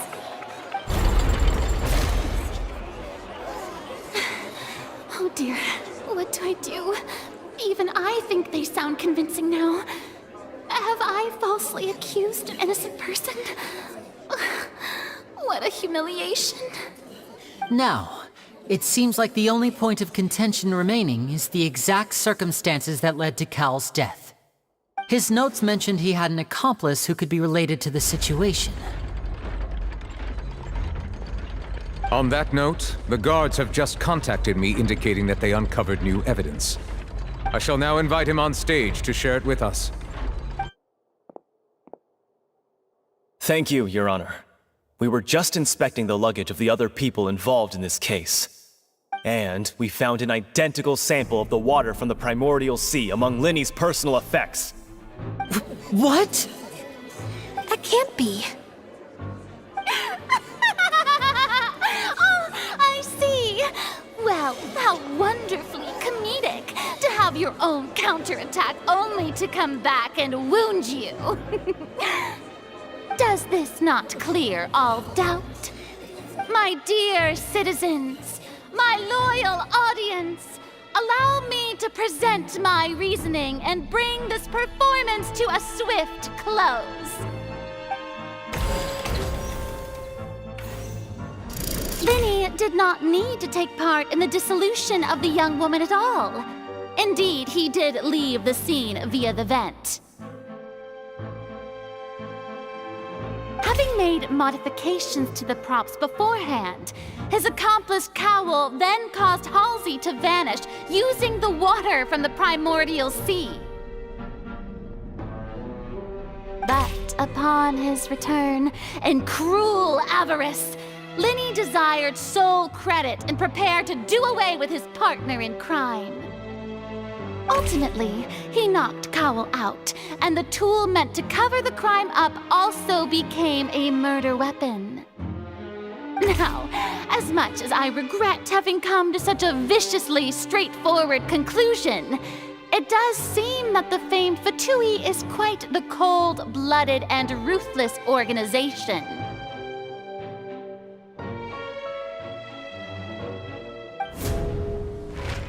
Am I right, Mr. Linny? We've used up all the evidence we collected. There's no way for us to make a rebuttal here. Is this the end of the road?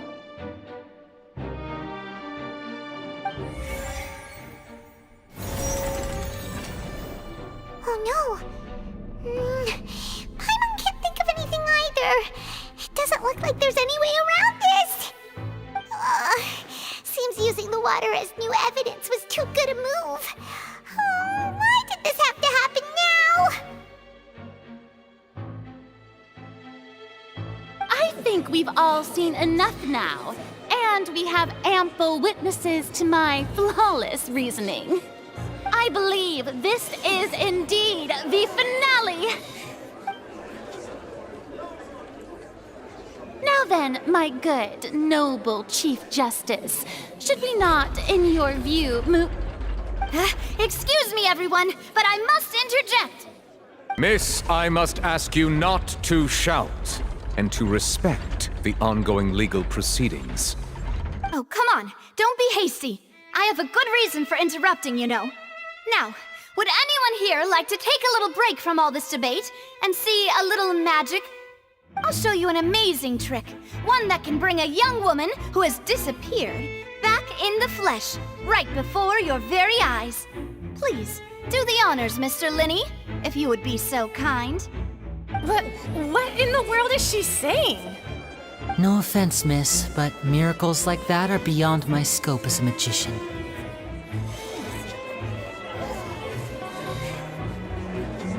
Come on now, don't be silly. Magic is all about misdirection, isn't it? It often conceals the truth while presenting a fascinating illusion. But once everyone believes the illusion, can't magic reveal the truth to them once again? And wouldn't such a trick be the most marvelous finale to today's performance? Come on, Linny and Lynette, give it another go. Don't worry, Spina di Rasula has made the necessary arrangements on your behalf. But, as the magic makers and stars of the show, I think I should leave the final performance to you. I understand.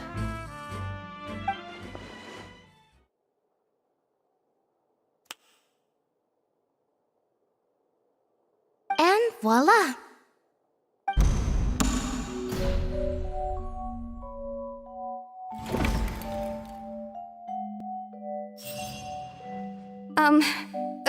Sorry for the interruption. Wait, isn't that Halsey? So the whole thing about people dissolving wasn't true after all? To be clear, I'm only here because this person told me that if I testified, the merit of doing so would lessen my sentence.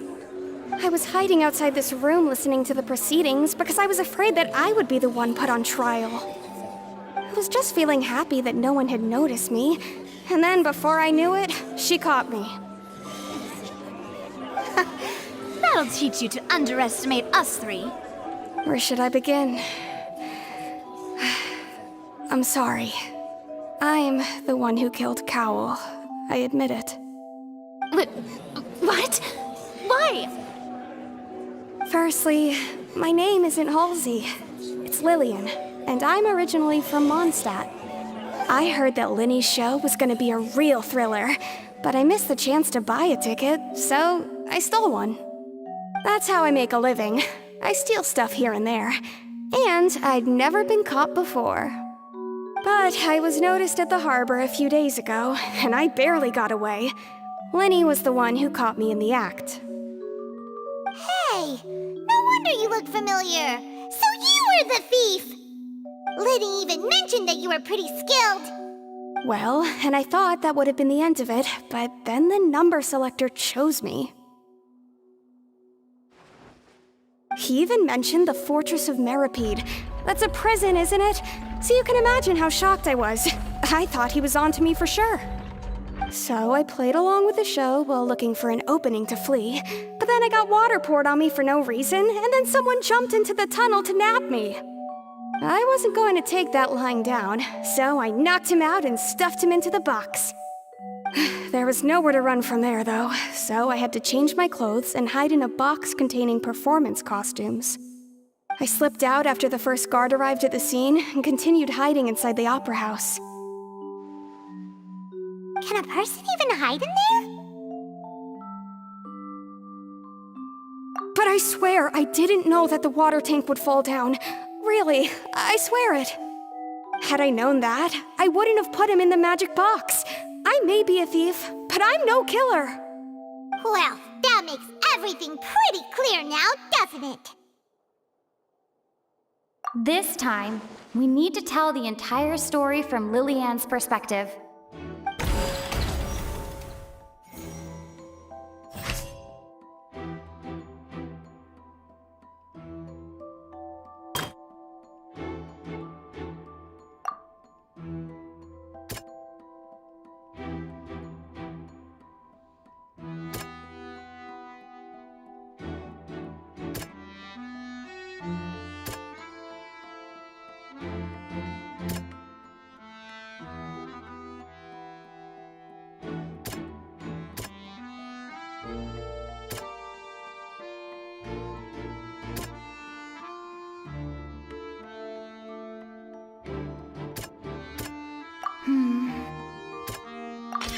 The strange sound wasn't from a fight. It was Lillian's attempt to break out when she was frightened.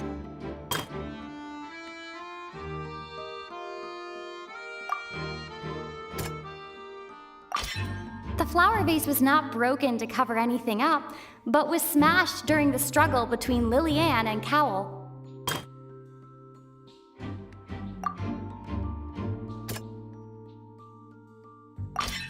Lillian was afraid that she would be recognized if she left, so she changed clothes and hid, biding her time.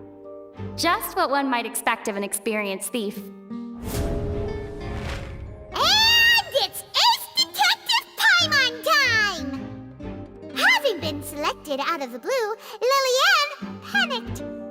Her panic only intensified after she entered the tunnel and had water poured on her head.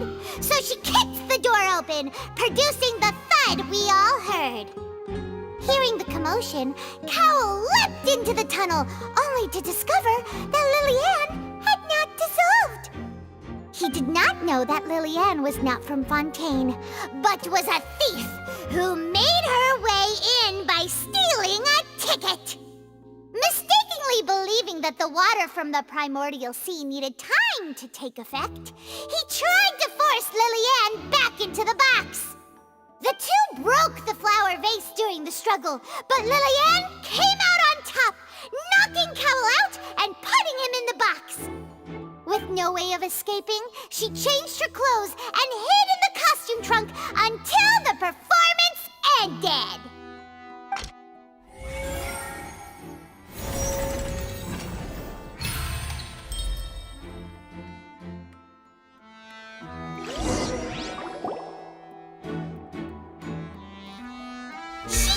That she would have to go through guard inspection if she tried to leave afterward.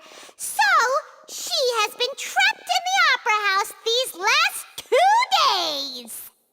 She had already become desperately hungry by the time we were chatting over macarons. So, she swiped 2 of them right under our noses. Talk about a sneaky thief. At this point, all the events that happened in the tunnel have now come to light. Ah, so that's the whole story. Bravo! Bravo! Now then, Lady Farina, do you wish to speak against the defense's statements? Please answer the question, Lady Farina. Also, if I may add, the trial has not yet ended. As such, I request that the prosecution not leave the room before the proceedings have concluded. What? Are you reading my mind now? No, I have no further arguments. I admit defeat. But really, could you at least have left me with some dignity? Wow, look at that! She's like a deflated balloon now. If there are no objections, then as the Chief Justice of Fontaine, I shall once again repeat the full sequence of events. The actual perpetrator of the serial disappearances, Cowell, selected his next victim from the audience reservation list. With some modifications to the selector, he could ensure that the pre-selected young woman would be chosen. To cover up any evidence while committing the deed, Cowell thought of allowing the water tank to fall, which would conceal the water left behind after the young woman was dissolved. He also tampered with the rope suspending the water tank, using the fireworks at the end of the performance to cause the tank to drop and hide the watermarks. He poured the water from the primordial sea into a balloon during the preparation of the magic box, and stuck it to the box's lid. Finally, he passed the prepared hook on a rope through the gap in the magic box's door when bringing the young woman to said box. When the magic trick officially began, the box containing the woman was lowered into the tunnel, tightening the hook rope and bursting the balloon containing the water. If all had gone to plan, the young woman would be dissolved at this time. However, Liliane was not from Fontaine and thus fled the box with a loud noise. Realizing that there was trouble, Cowell entered the tunnel and met Liliane. Thinking that the waters had not yet taken effect, he decided to proceed. However, his opponent was more capable than he thought, and he was overcome, knocked unconscious, and placed into the magic box, and thus became his own final victim. Liliane, according to her own statements, then changed clothes and hid until the performance ended, before hiding in other parts of the opera house. As for Linny, he was in the underground structures within the opera house, and was thus ignorant of these happenings. From this reconstruction of events, we can conclude that Linny, the accused, is in fact innocent. While there is much in Linny and Liliane's conduct that should still be investigated separately, this case, at least, can be handed over to the Oratrice to make the final decision.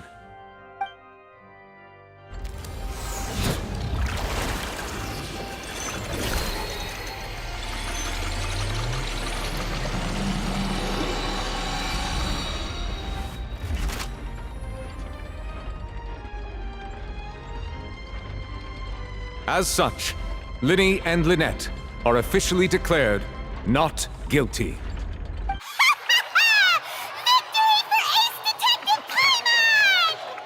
Great work, partners. Thank you all. Thank you so much.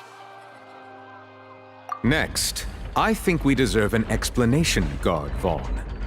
How did you find the water from the primordial sea in Linny's baggage?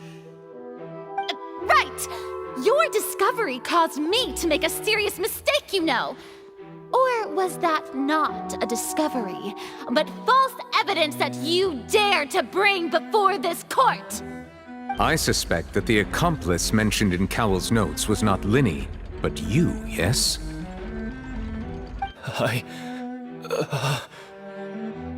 I'm sure you know what you must do to lessen your sentence.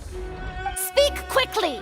Unless you want to earn yourself a one-way ticket to Coupon Town. I was just following orders. We were supposed to place blame for the serial disappearances onto Linny, and thus cause suspicion to fall on the Fatui. The higher-ups said this was the best opportunity to do so. And now that your plan has fallen through, and the secrets of the water have been revealed, you have become a liability to said higher-ups, yes? Therefore, you would be wise to tell everything you know, and seek the protection of the guards. Yes, I'll tell you everything I know. Our boss discovered that the water can cause people to dissolve. It can also be made into a potion, which, when extremely diluted, can cause people to experience unforgettable exhilaration. We've been in this business for a while now, and have made decent more off it. The disappearances were also the boss's idea. I mean, this is the boss we're talking about.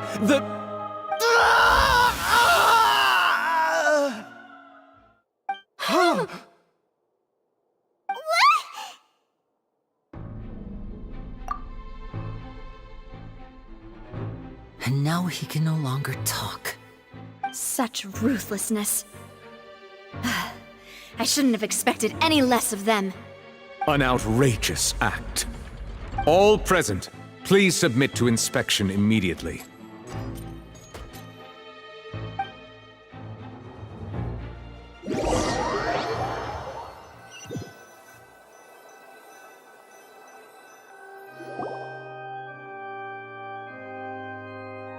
So, we're just going back now?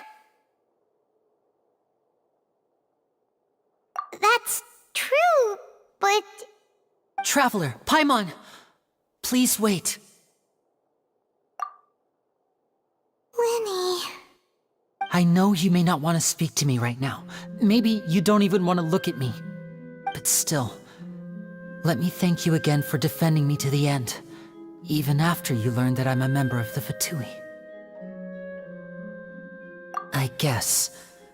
But regardless, I'd like the opportunity to set things straight. I didn't approach you with any ulterior motives or ill intent.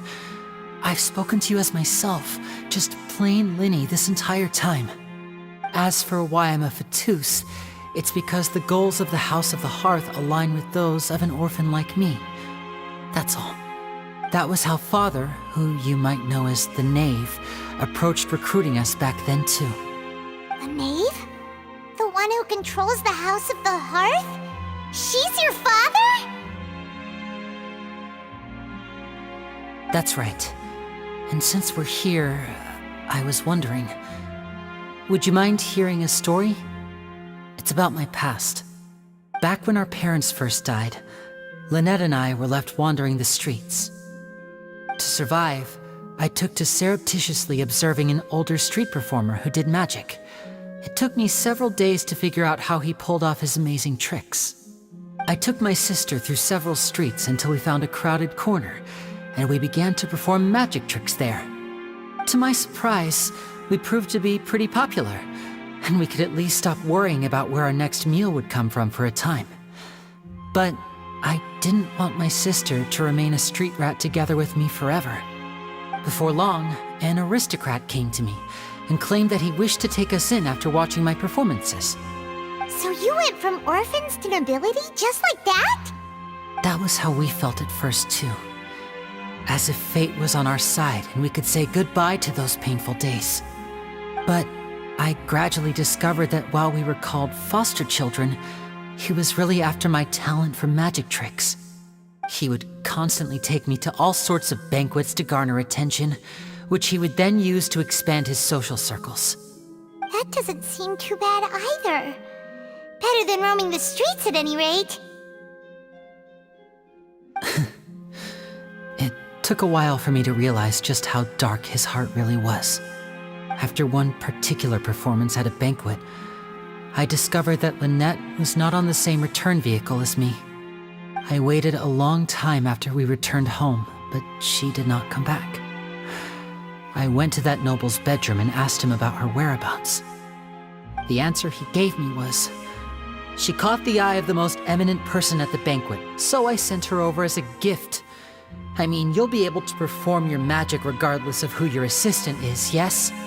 Oh no. So he was gonna... But wouldn't Fontaine's laws deal with such people? As far as outsiders are concerned, this is a relationship akin to adoption or foster care, and they have their ways of escaping the eye of the law. I managed to ferret out the location of the mansion of that so-called eminent person and hurried through the night. But by the time I leaped over the walls, avoided the guards, and made my way in, All I saw was the moonlit ground covered in blood, and the knave standing there in the darkness.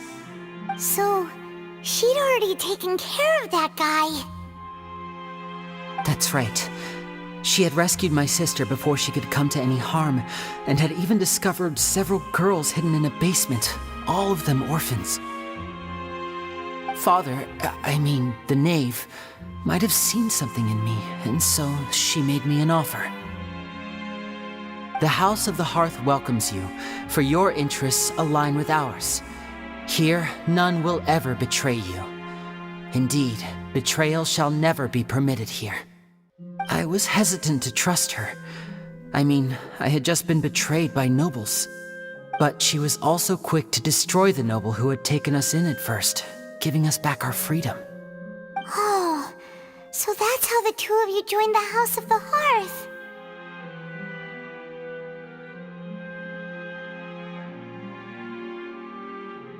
She has her own plans.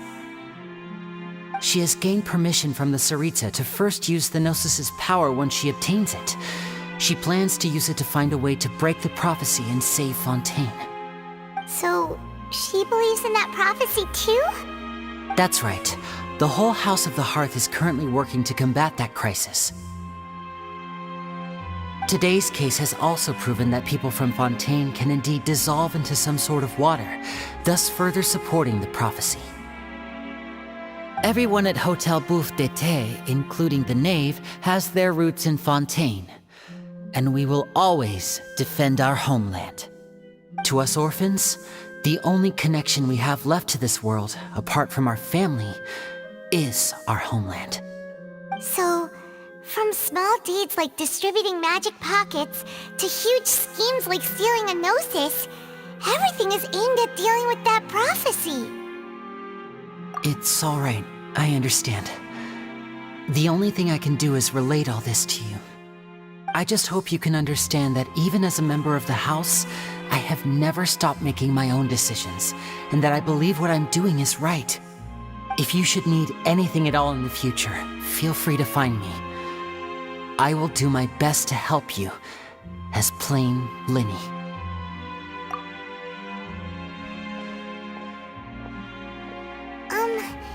Bye, Linny!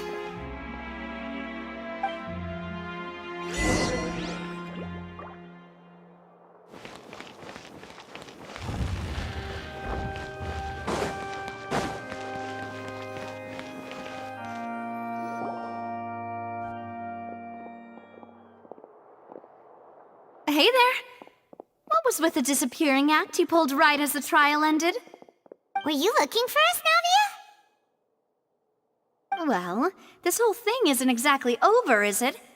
I do feel that we're getting closer to solving the serial disappearances case, though. Don't you think so, too? Huh? What's wrong, my dear partner? Besides, are you sure we're the ones who can crack a case that's been cold for decades now? And given that there's new evidence from the trial, there should be a trail of breadcrumbs for the Hydro Archon's people to follow now, right? Ah. I see. Well, I won't lie. I'm a little shocked to hear that from you. But I suppose you are just travelers who have only arrived in Fontaine after all. Sorry. I might have been too presumptuous. Don't say that, Navia. Ah, and we were having so much fun investigating with you, too. It was like having new waters flowing into a stagnant mire, causing new hope to spring forth, and the reflection in the murk to become clearer. Sorry about that. I'm a bit prone to nostalgia. Don't mind me. Wait, shall we have a farewell meal? You know, to commemorate our time as partners? Huh? Do we really need to get that formal? Well, guess you really did treat us as partners, huh? Well, I'd just like to have a proper ending to every important memory. That way there are no regrets later. Anyway, it would just be a meal, so it shouldn't take up too much of your time. You don't have to twist Paimon's arm. If Boss Navi is treating, count Paimon in! Oh, wonderful. In that case, why don't we return to the court of Fontaine and head to the Hotel de Boer? I believe we'll make it just in time for dinner. All right then, let's have our farewell